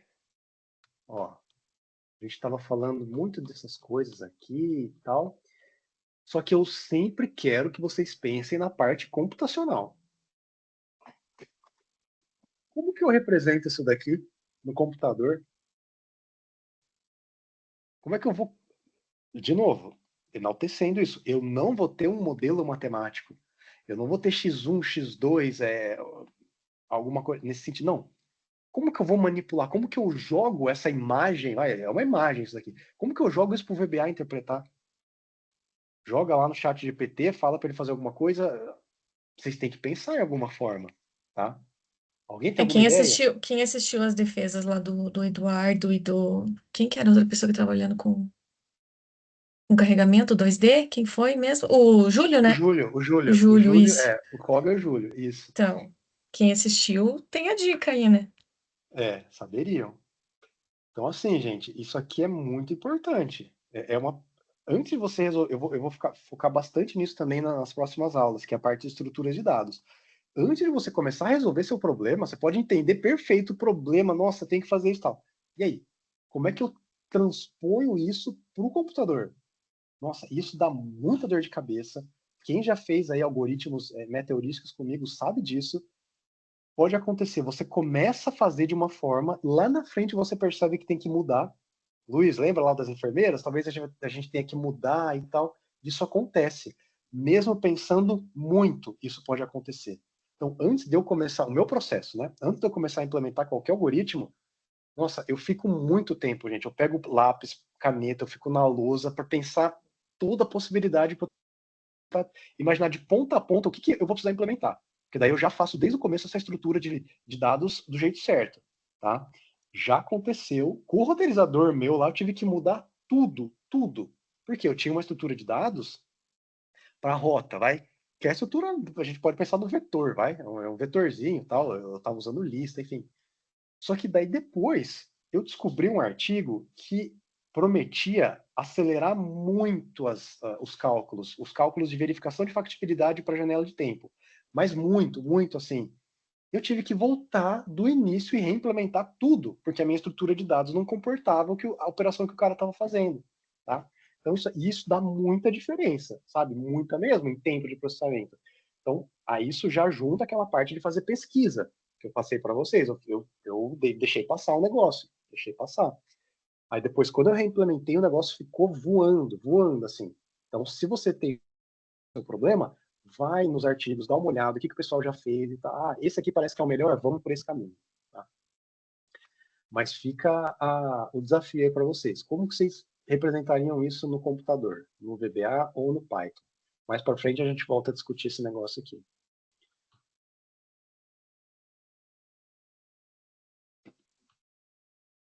Tá. Problema do carregamento de containers. O professor, no nosso caso lá das enfermeiras não foi tanta estrutura de dados, né? Foi a parte de checagem mesmo, né? Que ficou um porre fazer. Mas lembra que a gente tem só para 2 períodos, manhã e tarde, e no modelo ele está genérico? Precisaria ter Sim. outra lista ali, então vai ter que mudar alguma coisa, né? Se a gente for deixar genérico, sei lá. Sim. Gente, mais uma coisa que eu não comentei aqui, ó. Então, esse aqui seria o problema da mochila em 2 dimensões. O que seria o problema, o bin pack em 2 dimensões? Que tem. Lembra que todos têm os equivalentes. Ora, a mesma coisa. Se no problema da mochila em 2 dimensões eu tenho uma chapa e eu tenho um conjunto de itens que eu não vou conseguir carregar todos os itens, no bin pack em 2 dimensões é o seguinte: eu tenho infinitas chapas e eu sou obrigado a carregar todos os retângulos. Aí o que é o meu objetivo então? Minimizar o número de chapas que eu tenho das que são infinitas. Igual bin packing. Problema da mochila: carregar todo mundo em uma, vou deixar alguns itens de fora. Bin packing, tenho mochilas infinitas. Aqui é a mesma coisa, então. Eu tenho uma chapa, no bin packing 2 eu tenho infinitas chapas, quero minimizar o número de chapas. Então, são bem parecidos. Cada problema de corte vai ter essas 2 vertentes aqui, tá? Essas 2 versões. Problema do carregamento de containers. Também é um problema que sou muito afeiçoado, já trabalhei muito com ele. Depois eu preciso mostrar para vocês, preciso retomar onde é que está o meu programinha aqui. Não sei se é todo mundo que já viu. Já comentei em sala com vocês também, quando eu estava fazendo, o de rota estava pronto, né? Aí eu fui na BRF, assim, de perdido mesmo. Eu mandei e-mail lá e tal, o cara topou falar comigo, porque o que eu queria fazer? Eu queria embutir o problema de roteirização com o de carregamento. Na época que eu estava fazendo, não tinha solução que fazia isso. Faz uns 6 anos, não tinha. Agora já tem um pessoal aqui do Sul que faz. Só que o que eu queria fazer? Eu não queria implementar alguma coisa só com base nos artigos. Eu não conhecia empresas que tinham esse problema. Aí eu fui lá na BRF, eu marquei uma reunião, o cara me atendeu e tal. Ele falou: olha, Alexandre, a gente tem esse problema, né, que eles têm. Se você resolver, se você conseguir colocar aí, a gente compra o seu negócio aí. Então, vocês podem imaginar como que eu fiquei alucinado para implementar esse negócio, tá? Nossa, eu li muito artigo. Eu lembro que era uma época de Natal, assim, foi assim, o dia inteiro lendo, implementando, tava conseguindo. Eu consegui fazer, na verdade, o de carregamento e tal, só que eles queriam um pouquinho diferente. Eu estava fazendo a junção e tal. Então, assim, tem empresa que você pensa, nossa, BRF, claro que eles vão ter um sistema de carregamento 3. Gente, não tem. Mais e mais a gente está vendo nas defesas do TCC e tal, o pessoal falando, é Volvo, é Renault, eles falam, nossa, é uma confusão lá, não tem isso, não tem no sistema. Então, não fiquem assustados nesse sentido de pensar assim, eu não vou implementar isso daí e oferecer para as empresas. Toda empresa já deve ter isso. Nossa, não é assim. Garanto para você que não é assim. E mais a gente está vendo, né? A gente está vendo que toda vez os alunos falam como que as empresas grandes resolvem coisas de forma assim, com o Excelzinho só, tá? Sem nenhum tipo de otimização. Então, lá na BRF, eu acho que eles ainda não resolveram. Se alguém quiser encarar isso aqui, né, eu retomo o contato com os caras lá e eu acho que dá boa. Tá, a gente tem 2 alunos, né, do grupo que estão lá, então dá para a gente ir bem tranquilo. Então, qual que é o problema do carregamento de container? Você vai ter agora um conjunto de caixas, tá? Conjunto de caixas. Então, finalmente a gente chegou em 3 dimensões. Conjunto de caixas e uma caixa grande, que seria o container, uma caixa grandona. O equivalente do problema da mochila no container. Como que eu carrego um subconjunto de um conjunto maior de caixas dentro do container, de forma a maximizar o espaço ocupado por ele. Só que algumas caixas vão ficar de fora, tá? O equivalente do bin packing no de container. Eu tenho um conjunto de caixas, eu sou obrigado a carregar todas, e eu tenho containers ou caminhões infinitos. Como que eu minimizo o número de caminhões de forma a conseguir colocar todas as caixas dentro do caminhão? Tá? E aqui, gente, a complexidade pode ir para o infinito, tá? Empilhamento máximo. Qual que é o número de caixas máximo que eu posso fazer de um mesmo tipo, sabe? Aquilo que a gente vê nas caixas assim, ó. Tem máximo de 7 unidades, assim, tem em cada caixa também, que você não pode colocar mais, senão a pressão dela começa a estragar os caras de baixo. Pressão máxima. Tem trabalhos que trabalham com pressão máxima, não é o número máximo de caixas que estão acima. Cada caixa vai ter um peso, aí você vai ter que ver o peso da caixa, a massa ali, na verdade. Você vai ter que ver a área que ela ocupa e qual que é a pressão por centímetro quadrado que ela está fazendo, né? Aí a caixa de cima vai fazer mais pressão. Então, qual que é a pressão máxima que a caixinha de papelão aguenta que seja feita nela? Por quê? Não tem como, se eu estou com uma carga muito heterogênea, não tem só como eu falar empilhamento máximo de um tipo de caixa. Às vezes o carregamento vai ficar igual esse desenho aqui, um monte de caixa diferente, eu não vou conseguir fazer uma pilha inteira. Então, como que eu trabalho? Olha, nessa caixinha vermelha aqui, por exemplo, tem 2 caixas. Essa caixa aqui pode ter mais peso do que essa daqui. Como que eu sei se essa vermelha está aguentando? Ó, essa vermelha, então, vai ter uma pressão máxima que ela aguenta. Notem, pressão, não é quantidade de caixa acima. Essa caixa verde vai estar exercendo uma certa pressão nessa parte aqui, e essa aqui vai estar exercendo uma outra pressão nessa parte. Será que essa caixa aguenta? Aí mais ainda, essa daqui exerce uma pressão nessa, que aumenta a pressão na de baixo, então tem muitos trabalhos que já estão resolvendo problemas com pressão máxima da caixa. É um nível absurdo, tá? O que mais que tem que considerar nesse problema aqui de restrição, que fica legal? Distribuição do centro de massa. Eu não posso ter um algoritmo que vai carregar todas as caixas, vamos pensar, nesse canto direito aqui, ó, vai fazer uma grande parede aqui e a outra vai ficar vazia. Por quê? Primeira curva ali, o caminhão vai tombar. Então, você tem que ter, eles fazem um X assim, né, que seria o centro geométrico do container, então teria um ponto mais ou menos aqui, e a distribuição da massa tem que estar circulando esse centro de massa aqui. Você não pode ter muito massa lá na frente, atrás. Isso vai levar em consideração o quê? Qual que seria a restrição aqui? Os eixos do caminhão. O caminhão, sei lá, se é aquele caminhão grandão, tenho 3 eixos aqui atrás e um eixo aqui na frente. Não posso colocar mais peso aqui na frente do que aqui atrás, porque aqui aguenta bem mais. Então tem isso também, essa coisa da distribuição geométrica das caixas ali dentro. Problema bem legal, interessantíssimo. É complexo de fazer, mas eu acho que tem um potencial enorme isso daqui, né? Tô para ver o dia aí que alguém vai fazer uns produtos aí de PO para vender para as empresas. E agora, muitos desses problemas de otimização a gente pode juntar, né? A gente já tá cantando essa bola desde o começo da apresentação ali, que o Charles falou. Esse problema de VRP aqui não estava muito fidedigno. Por quê? 3 unidades. Mas 3 unidades de qual tipo de caixa? E agora, se eu precisar fazer uma roteirização de tal forma que o que eu vou colocar dentro do meu caminhão são esse tipo de caixa aqui. Pronto. Aí você juntou os dois problemas aí, você tem a carniça.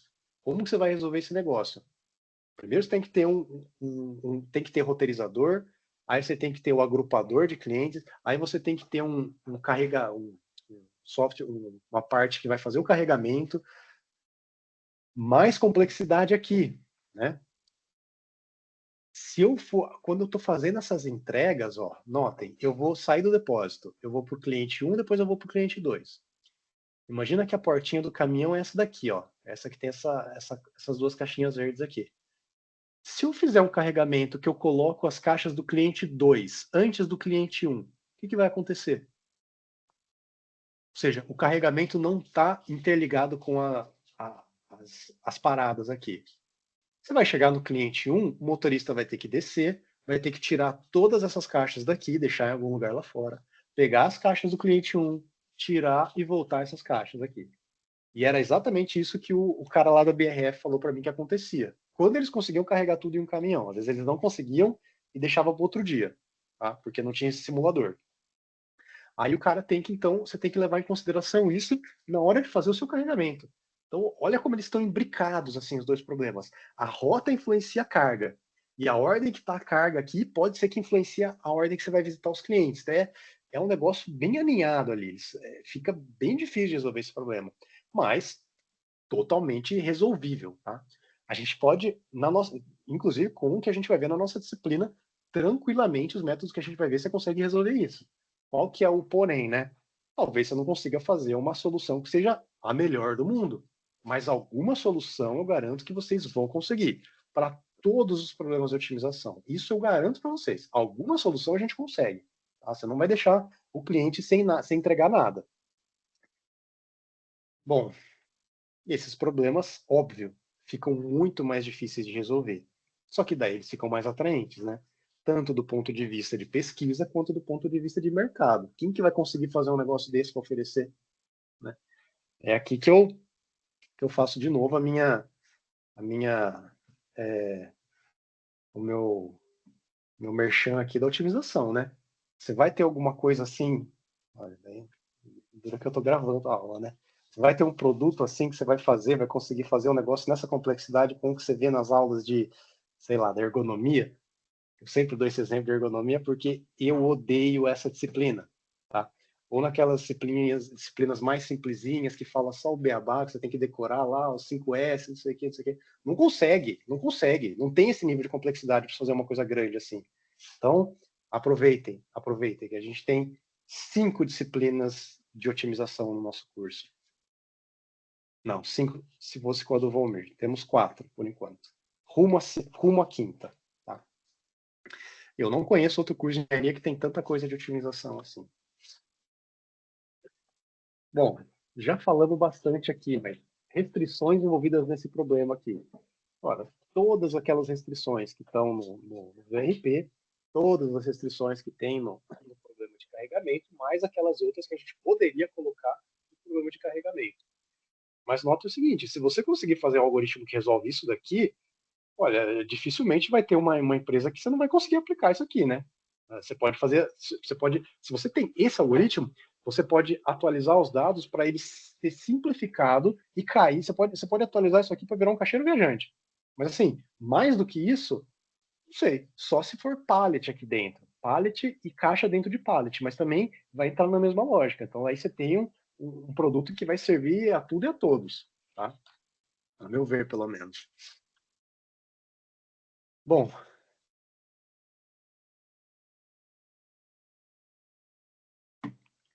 ninguém tem dúvida? Nossa, quase 8 horas já. Ninguém tem dúvida? Não. Então vamos lá. Mais alguns problemas agora, tá? Vocês lembram lá que a gente aprende, principalmente ali na produção, que a gente tem níveis de decisão, né? Então você tem decisões estratégicas, decisões táticas, decisões operacionais. E que seria uma decisão estratégica? É aquela mais a longo prazo, 5, 10 anos. Decisões ou atividades a nível tático. É um meio termo ali. Então, 6 meses, 1 ano, planejamento tático. Planejamento operacional diário, tá? Coisa que a gente vai fazendo no dia a dia da empresa. Tem diversos problemas de otimização para cada grupinho desses caras aqui. Vamos ver alguns deles. Em um nível estratégico, tá? Então, não é, isso aqui não seria uma análise que você vai rodar todo dia, como o da rota ali, por exemplo. De novo, se tem a ver com a estratégia da empresa, você está pensando a longo prazo. Problema de localização de facilidades, tá? O que é o problema de localização de facilidades? Imagina que a gente tem um monte de cliente, tá? Estou analisando lá Curitiba inteira, e cada xizinho desse, vamos supor que a gente agrupou que seria um bairro, ou uma parte de um bairro, alguma coisa assim. E para cada pontinho desse geográfico, eu tenho uma demanda. Qual que seria um objetivo para esse problema aqui, que é o de localização de facilidades? Eu vou ter que encontrar pontos ali, aqui em Curitiba, ou no plano genérico aqui, cartesiano, em que eu vou colocar alguns centros. Esses centros aqui vão atender a esses bairros, vamos chamar de clientes aqui, por enquanto, tá? Lembrem, cada pontinho aqui tinha uma demanda. Esses centros, cada um vai ter uma capacidade. E aí a gente faz uma alocação. Onde que eu, primeiro nível de decisão, aonde que eu vou alocar esses centros e, considerando esses centros já alocados, quais clientes que eles vão atender. Esse é um problema de localização de facilidades. De novo, aqui é um problema super genérico, não dei uma aplicação ainda. Mas, por exemplo, localização de silo de armazenagem de grão. Tá? Então, lá no Paraná, tem um trabalho de uma aluna de mestrado que fez isso daqui, que fez mestrado comigo lá. E era uma professora, inclusive, que dava aula no curso da produção ali, dava aula de PO, Maria Terezinha.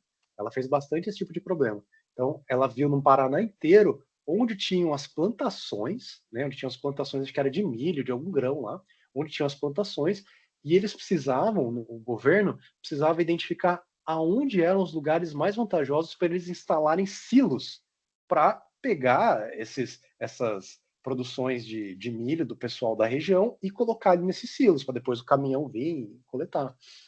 Então, olha, é um problema super estratégico. Você não vai rodar isso aqui hoje, decidir onde é que você vai colocar, e daqui 2 meses você vai rodar de novo. Não, pô, envolve uma quantidade gigante de dinheiro que você vai ter que fazer de investimento e tal. Aí o que seria o objetivo aqui, né? De novo, o que vai diferenciar essa solução de uma outra solução que eu arraste esse negocinho para cá? Ora, a distância que esses caras teriam que percorrer, de onde eles estão aqui fazendo milho até esse silo aqui. Só que eu vou somar um objetivo, né? Eu posso somar todas as distâncias de todos esses caras aqui até os respectivos silos. Tá? Onde mais que dá para aplicar esse negócio aqui?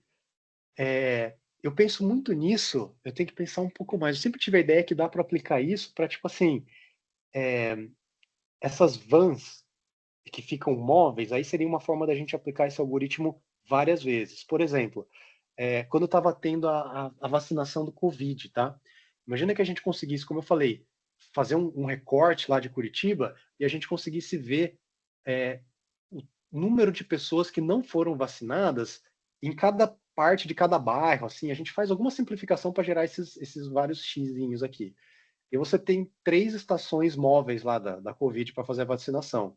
Onde que eu vou colocar elas de tal forma a minimizar essas distâncias e conseguir atender esse pessoal aqui? Aí você atende isso, sei lá, em uma semana, aí depois sobrou mais gente em Curitiba. Claro que não foi vacinada e o número de vans aqui é fixo. Não tem infinitas vans ali, né? Estações móveis. Aí você roda ele de novo e fala, opa, agora esse cara tem que vir para esse bairro, esse para esse e tal. Alguma coisa nesse sentido. Eu pensei também já em talvez atendimento de viatura de polícia, sabe? Onde que as viaturas de polícia têm que ficar? A gente poderia mensurar os BOs, né? Qual que é o nível de ocorrência de BO em cada parte da cidade? Aí eu coloco as viaturas em lugares específicos ali, sei lá. Isso aqui eu já estou viajando, eu não vi artigo nenhum nesse tema aqui. Tá? Que mais? Agora eu posso pensar ainda num nível mais estratégico, tá? Que seria o balanceamento de linhas de produção. Qual que é a ideia do balanceamento de linhas de produção? Imagina que você vai ter, todo mundo, talvez a Tânia não saiba, né? Mas sabe o que é uma linha de produção. Tipo aquela linha que a gente aprende lá do Ford mesmo. Tipo, linha em massa, assim, que não vai mudar. Não vai mudar. Sim, Vai fazer um professor. tipo de carro. Sabe também, né, Tânia? Sim. É que a gente vê bastante isso lá no começo do curso. Então, você vai ter a rota que você vai ter que passar dos seus produtos, e não é aquela coisa ágil, né, que você vai mudar. Não, uma vez que você instalou essa determinada linha, é tipo aquelas linhas para fazer carro mesmo, né? É bem difícil você mudar. Então, o que seria um problema de balanceamento de linha? Pensa assim, a nossa linha de produção, para terminar lá a fabricação do carro, vamos pensar no carro, eu tenho que fazer todas essas atividades aqui. Então, atividade A, B, C, D e tal. E eu tenho um grafo de precedência. Né? O que é o grafo de precedência? Para que eu consiga dar o start na atividade B, eu preciso ter terminado a atividade A. E a mesma coisa para todas as outras aqui. Tá? Aí eu tenho, para cada atividade dessas aqui também, eu tenho um tempo. Um tempo que, vocês sabem, né, de produção. O estagiário ficou lá 10 dias cronometrando e ele sabe quanto tempo que vai demorar essa atividade. Aí a gente já está pensando lá no takt time, aquela coisa bem produção mesmo, tá? Então pensa assim, eu tenho tempo de 5 unidades aqui, 3 aqui e tal. Agora a pergunta, de quanto em quanto tempo vai sair um produto dessa linha aqui, se eu perguntar para vocês? Uma vez que eu já dei o warm-up time, tá? Já passou uma certa quantidade de produtos ali, a linha já está toda iniciada. De quanto em quanto tempo sai um produto dessa linha?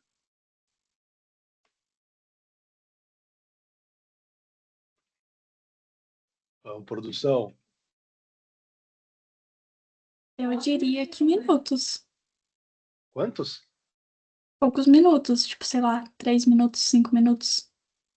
Eu quero saber exatamente quantos. São 12? Só? Não. Ou 15, eu sou meio errado. Pode ser. Não Não sei, também. professor, eu visitei a Audi quando eu tinha 9 anos de idade, então não lembro do tempo deles.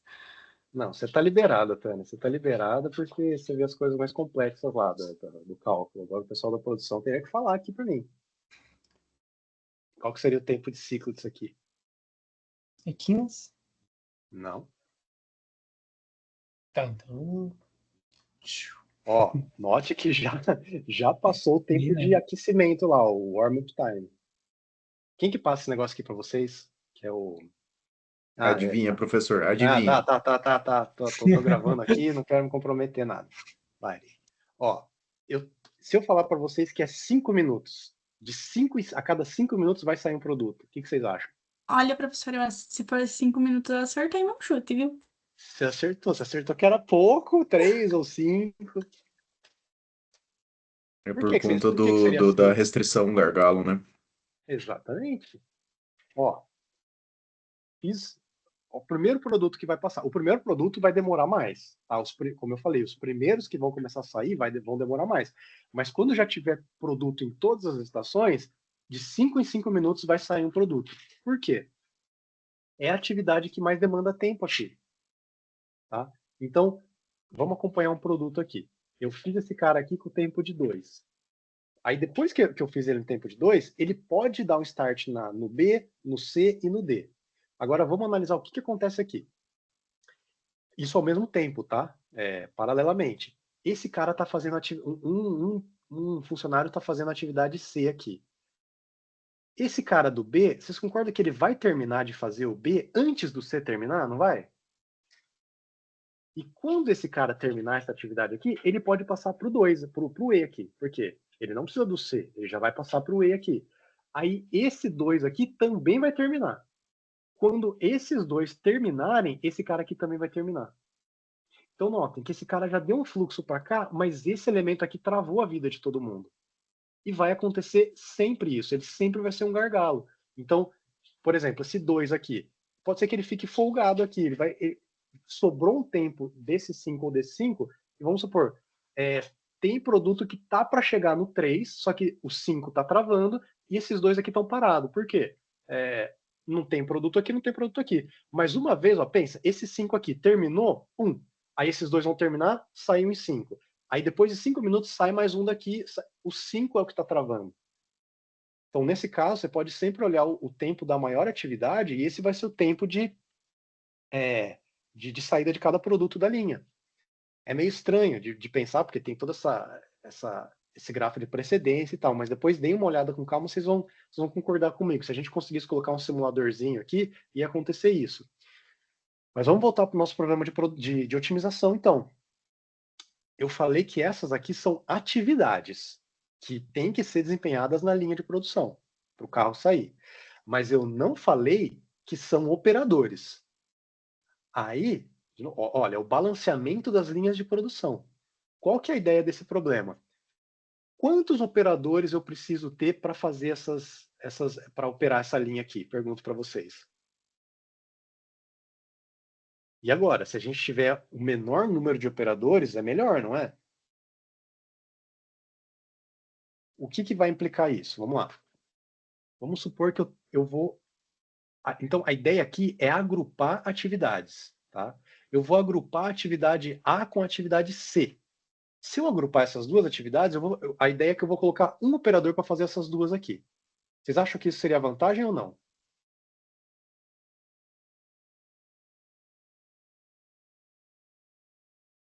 Melhor a A e a B, né? Melhor colocar... Exatamente. Exatamente, Luiz. Melhor colocar a A e a B. Por quê? Se eu colocar um operador para fazer isso daqui, eu só piorei meu negócio. O meu tempo para sair cada produto estava 5. Se um cara vai fazer esses dois, vai sair em 7. Então, horrível. Então, o que eu faço? Vamos agrupar o A e o B. Por quê? Dá para um operador fazer essas duas atividades, enquanto um outro está fazendo 5 ainda. Eu não estou afetando. A mesma coisa nesses dois aqui, ó. Eu posso colocar esses dois, que vai dar 5 minutos ainda. Não vai afetar o tempo total. Se eu fizer algum agrupamento, por exemplo, o D e o F, que passou de 5, aí eu levantei o meu gargalo. Aí cada produto vai sair de 8 em 8 unidades. Então, basicamente, é esse o problema do balanceamento de linha de produção. Você tem a linha e você tem as atividades. Como que eu vou agrupar essas atividades em pequenos nichos ali de trabalho e colocar operadores em cada atividade dessa? De forma que eu não ultrapasse um tempo, que seria o tempo de ciclo do processo. No nosso caso aqui, 5. Na verdade, então, Alexandre, para esse problema, seria. Tô pensando aqui com os meus botões, né? Seria melhor agrupar o A com o D, o B com o E e o G com o H? Vamos ver. O A com o D, Ah, o B com o E e o G com o H. E esses dois ficam sozinhos, exatamente. tá. Então, olha, a gente criou estações de trabalho. A primeira estação é o A com a D, aqui é o tempo. Tempo de 5. Tempo de 5. Aqui um tempo de 4. Esse C ficou sozinho no tempo de 5 e esse F ficou sozinho no tempo de 4. Então, olha, eu fiz um balanceamento da linha, não ultrapassando o tempo de ciclo aqui. Tá? Esse é o problema de balanceamento de linha. O Vitor tá com a mão levantada. Fala, Só uma dúvida sobre a interpretação do exercício. Tipo, o A, em 2 minutos, ele já era o suficiente para o B, para o C e para o D, né? Isso. Uhum. Vamos pensar, Vitor, que é tipo... vamos lá. Ele faz um produto que é composto de 3 partes, vai? Ele está pintando 3 partes aqui. Aí uma das partes que ele pinta vem para cá para furar, uma vem para cá para lixar e a outra vem para cá para, sei lá, fazer um outro tipo de furo. Mas é bem isso. O que o A faz, ele consegue jogar para todos os caras de cima ali. Beleza. Então esse problema aqui é o balanceamento de linhas. Notem, é bem estratégico esse problema mesmo, né? Porque você vai ter a linha já. Você vai ter que definir como que você vai agrupar essas estações. Então você vai passar para o chefe lá. A estação B e a estação E, junta elas no mesmo espaço físico mesmo, porque vai ter um carinha, um operador que vai fazer as duas. Não vai fazer isso aqui, rodar isso aqui todo mês. Tá? Beleza, então. Bem produção raiz esse daqui também, né? O de balanceamento de linhas. Aí a gente desce um pouco o nível, né? Luiz até pode me ajudar aí, ele que está no software lá de PCP. Agora eu saio de um problema estratégico, vamos para um problema um pouco mais tático. Tá? que seria aqueles problemas que você vê em PCP. Só que pensa que a gente vai fazer determinar quantidades de produção, só que por semanas, assim. Por semana, tipo, nessa semana eu tenho que produzir tantos quilos de tal produto. Na semana 2, semana 3, pensa que eu estou fazendo meio que esse planejamento ou para 1 mês, 2 meses. Eu não estou falando para a pessoa, olha, hoje, nessa máquina você vai produzir tal coisa. Não, planejamento um nível um pouco maior ainda. Tá?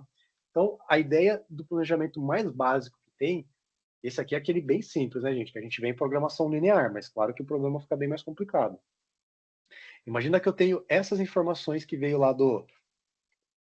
Nossa, tá ficando seca, né, boca já. Lá do pessoal de marketing. O marketing passou lá para você pro PCP. A gente tem que vender esses negócios aqui. Então, a gente tem que produzir isso daqui. Eu tenho uma demanda do produto aqui D1, aqui eu tenho a demanda D2, aqui D3, D4, D5. Opa, faltou um D6 aqui. O problema é o seguinte: quanto que você vai produzir em cada período? Eu não sei. Isso aqui é a demanda, é o quanto que eu precisaria ter em determinado período para atender as campanhas de marketing. Pergunto para vocês, isso aqui é a capacidade da minha fábrica, ó. Capacidade em unidades. Então, minha linha de capacidade está aqui. Pergunto para vocês, quanto que eu vou produzir no mês 1? Eu vou produzir exatamente essa quantidade aqui? Sem produzir mais, né? Até a capacidade. Daí já dá Exatamente. poder 2. Exatamente. Então, eu vou produzir um pouco mais aqui, que vai gerar um estoque que eu vou usar aqui. Aí, nesse mês aqui, eu usei o estoque que eu produzi no mês anterior. Claro, esse estoque tem um custo. Então, eu não posso ficar produzindo o máximo que eu tenho aqui. Porque se eu, por exemplo, se eu precisei produzir aqui, ó, para atender essa demanda e essa demanda, eu precisei ficar, se eu estou num horizonte de meses, de semanas aqui, essa caixinha eu já usei na semana seguinte.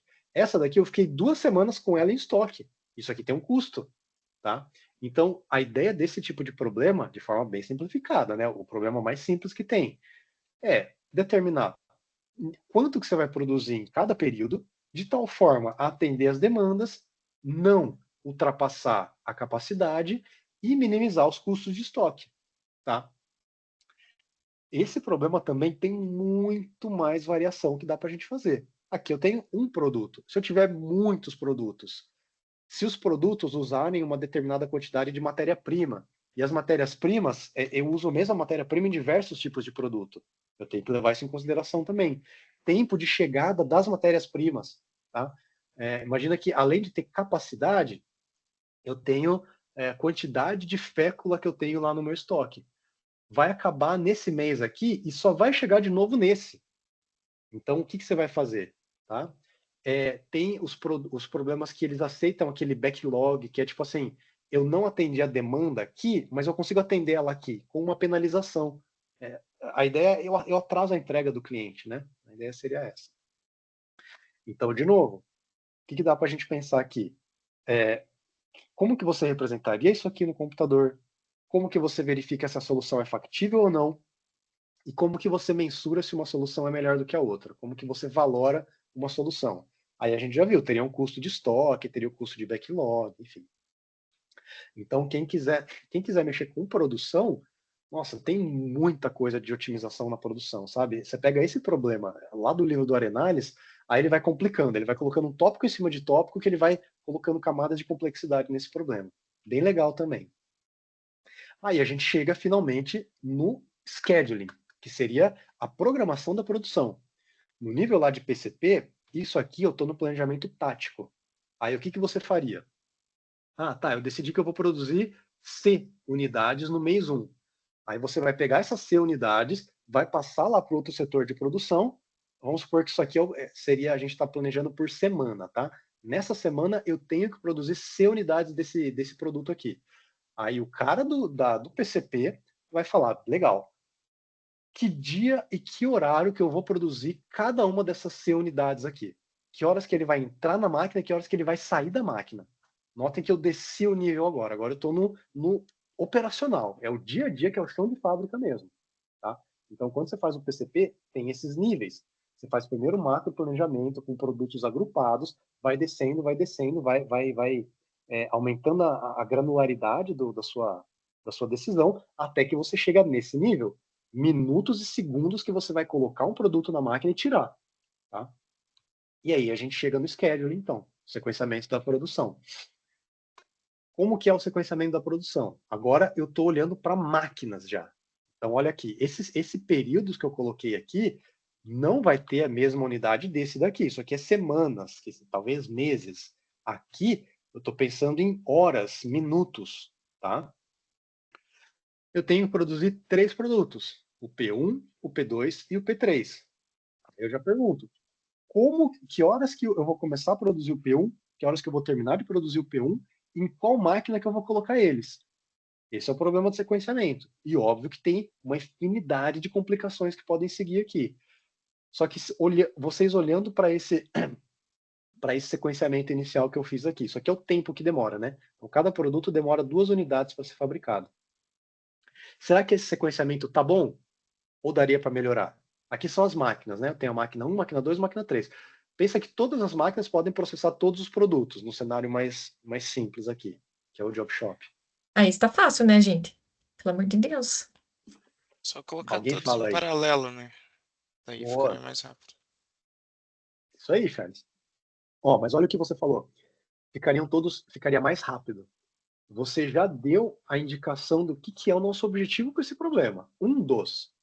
Eu posso pensar que o meu objetivo é terminar, vamos lá, é minimizar o tempo de término do último produto que eu estou sequenciando. Tá? Porque aqui não tem como eu somar esses caras. Se eu somar os tempos de processamento, vai dar tudo igual. Então, qual que é o último produto que tá sendo feito? No caso, todos estão no mesmo período. Então, a minha função objetiva, eu poderia pensar aqui, tem custo de 2. Na medida em que aqui ela tinha o custo de 6. Opa, então esse cara aqui já é melhor. Tá?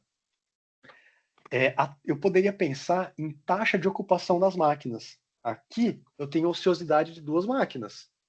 Aqui eu tenho menos ociosidade. Tá? A ociosidade a gente poderia ver, se tivesse um sequenciamento que ficasse um monte de buraco aqui, soma todos os espaços que tem máquina parada. Você poderia minimizar isso. Não necessariamente você maximizar a ocupação das máquinas quer dizer minimizar o tempo total lá de processamento.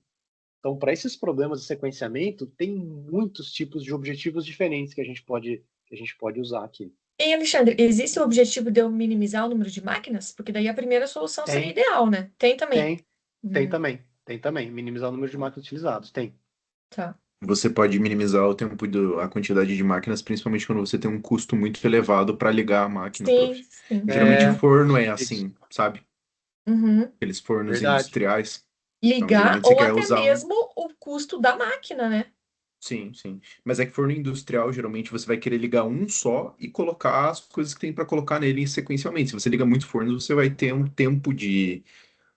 custo muito alto, né, para manter ele ligado, porque vai combustível e tudo mais, Sim, pode ter sim. manutenção, piriri poró.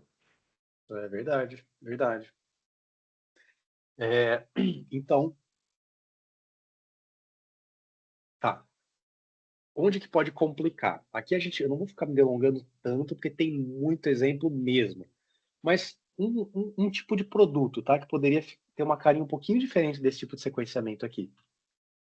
São aqueles produtos que são multiníveis, né? O carro, por exemplo, a bicicleta, por exemplo. Vamos pensar no nível dessa árvore aqui, de novo lá de PCP, que seria aquele BIO, né? O Bill of Materials. Para você ter uma bicicleta, você precisa ter o guidão, você precisa ter 2 rodas. Para ter as 2 rodas, você precisa ter, sei lá, tal parafuso e o, sei lá, o que mais, o cabo de não sei o que lá.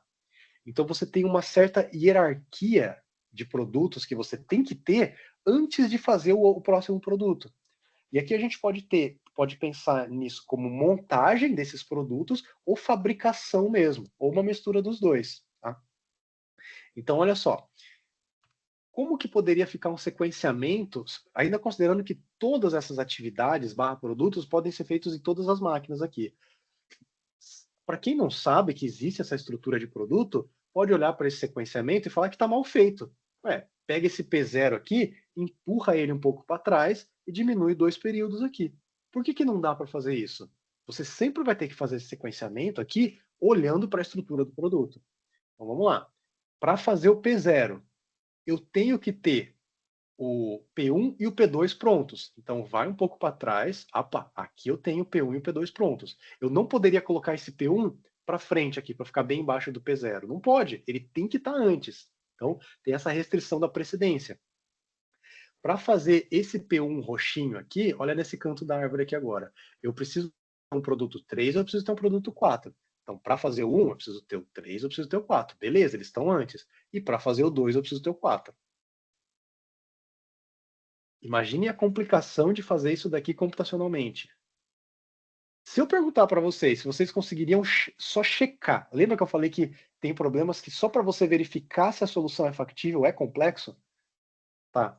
Se eu passo essa solução para vocês, nem vamos discutir como que isso aqui vai ser representado computacionalmente. Como que você verifica se isso aqui é factível? A gente está vendo aqui porque eu tenho o desenho da árvore aqui do lado, né? Tá, vendo o desenho é fácil. Mas você tem que saber como que você vai imputar essa árvore aqui no computador, como que você vai imputar essa geringonça aqui, que é um desenho no computador, e como que você vai fazer esse processo que a gente fez visual aqui, de ficar olhando a árvore e rebatendo para cá, para ver se isso aqui está certo. Então, verificar se uma solução é factível para esse problema já é bem complexo. Colocar os produtos aqui seguindo essa ordem já é todo um algoritmo de atravessamento de árvore que você tem que implementar, senão você não faz, senão você faz cagada. Pega esse P2 e joga lá na frente, se você não ligar. Tá? Então, esse é um problema bem legal também. Eu já fiz algumas coisas com esse daqui, eu tenho até um programinha que faz o Gantt, igual que a Letícia e o Leonardo fizeram, só que o deles não tem precedência de produtos, né? Pessoal, Alexandre, rapidinho, eu vou precisar sair, mas aí depois eu termino de assistir a aula porque eu tô achando bem interessante, tá bom? Ah, não, mas eu acho que eu vou parar também já, 8 horas, nossa, 2 É, horas. A gente continua na próxima a partir daqui, não tem problema não. Achei que ia ser mais. não, Eu já achei que eu ia conseguir fazer 2 aulas hoje já. Ah, tô online, falo rapidão. e uma 8 aula é horas. esse slide aí? Eu Todo, pensei que eu né? ia conseguir. Eita. Porque geralmente demora 1 hora e meia, porque os alunos ficam falando, né? Aí aqui tá o Uhum. cemitério, ninguém fala nada. Mas vamos fazer isso sim. Vamos parar aqui, que eu também já cansei de falar. E a gente continua numa próxima, talvez. Ah, semana que vem não, semana que vem tá viajando. Talvez daqui 2 semanas, tá? Mas já dá para, de novo, já dá para todo mundo ir pensando em projetos, já dá. Se quiserem olhar até o final, tem poucos slides aqui agora, tá? Mas já deu para vocês começarem a ter uma ideia de tipo de problema que a gente pode resolver. Deixa eu cancelar aqui, parar de gravar. Eu paro de gravar. Tá É nos gravando? 3 pontinhos. Nos 3 Aonde? pontinhos ali. Aqui. Primeiro. Nossa, não tô gravando, é isso? Ah, não, para aí. Não, tá sim, tá sim. Boa.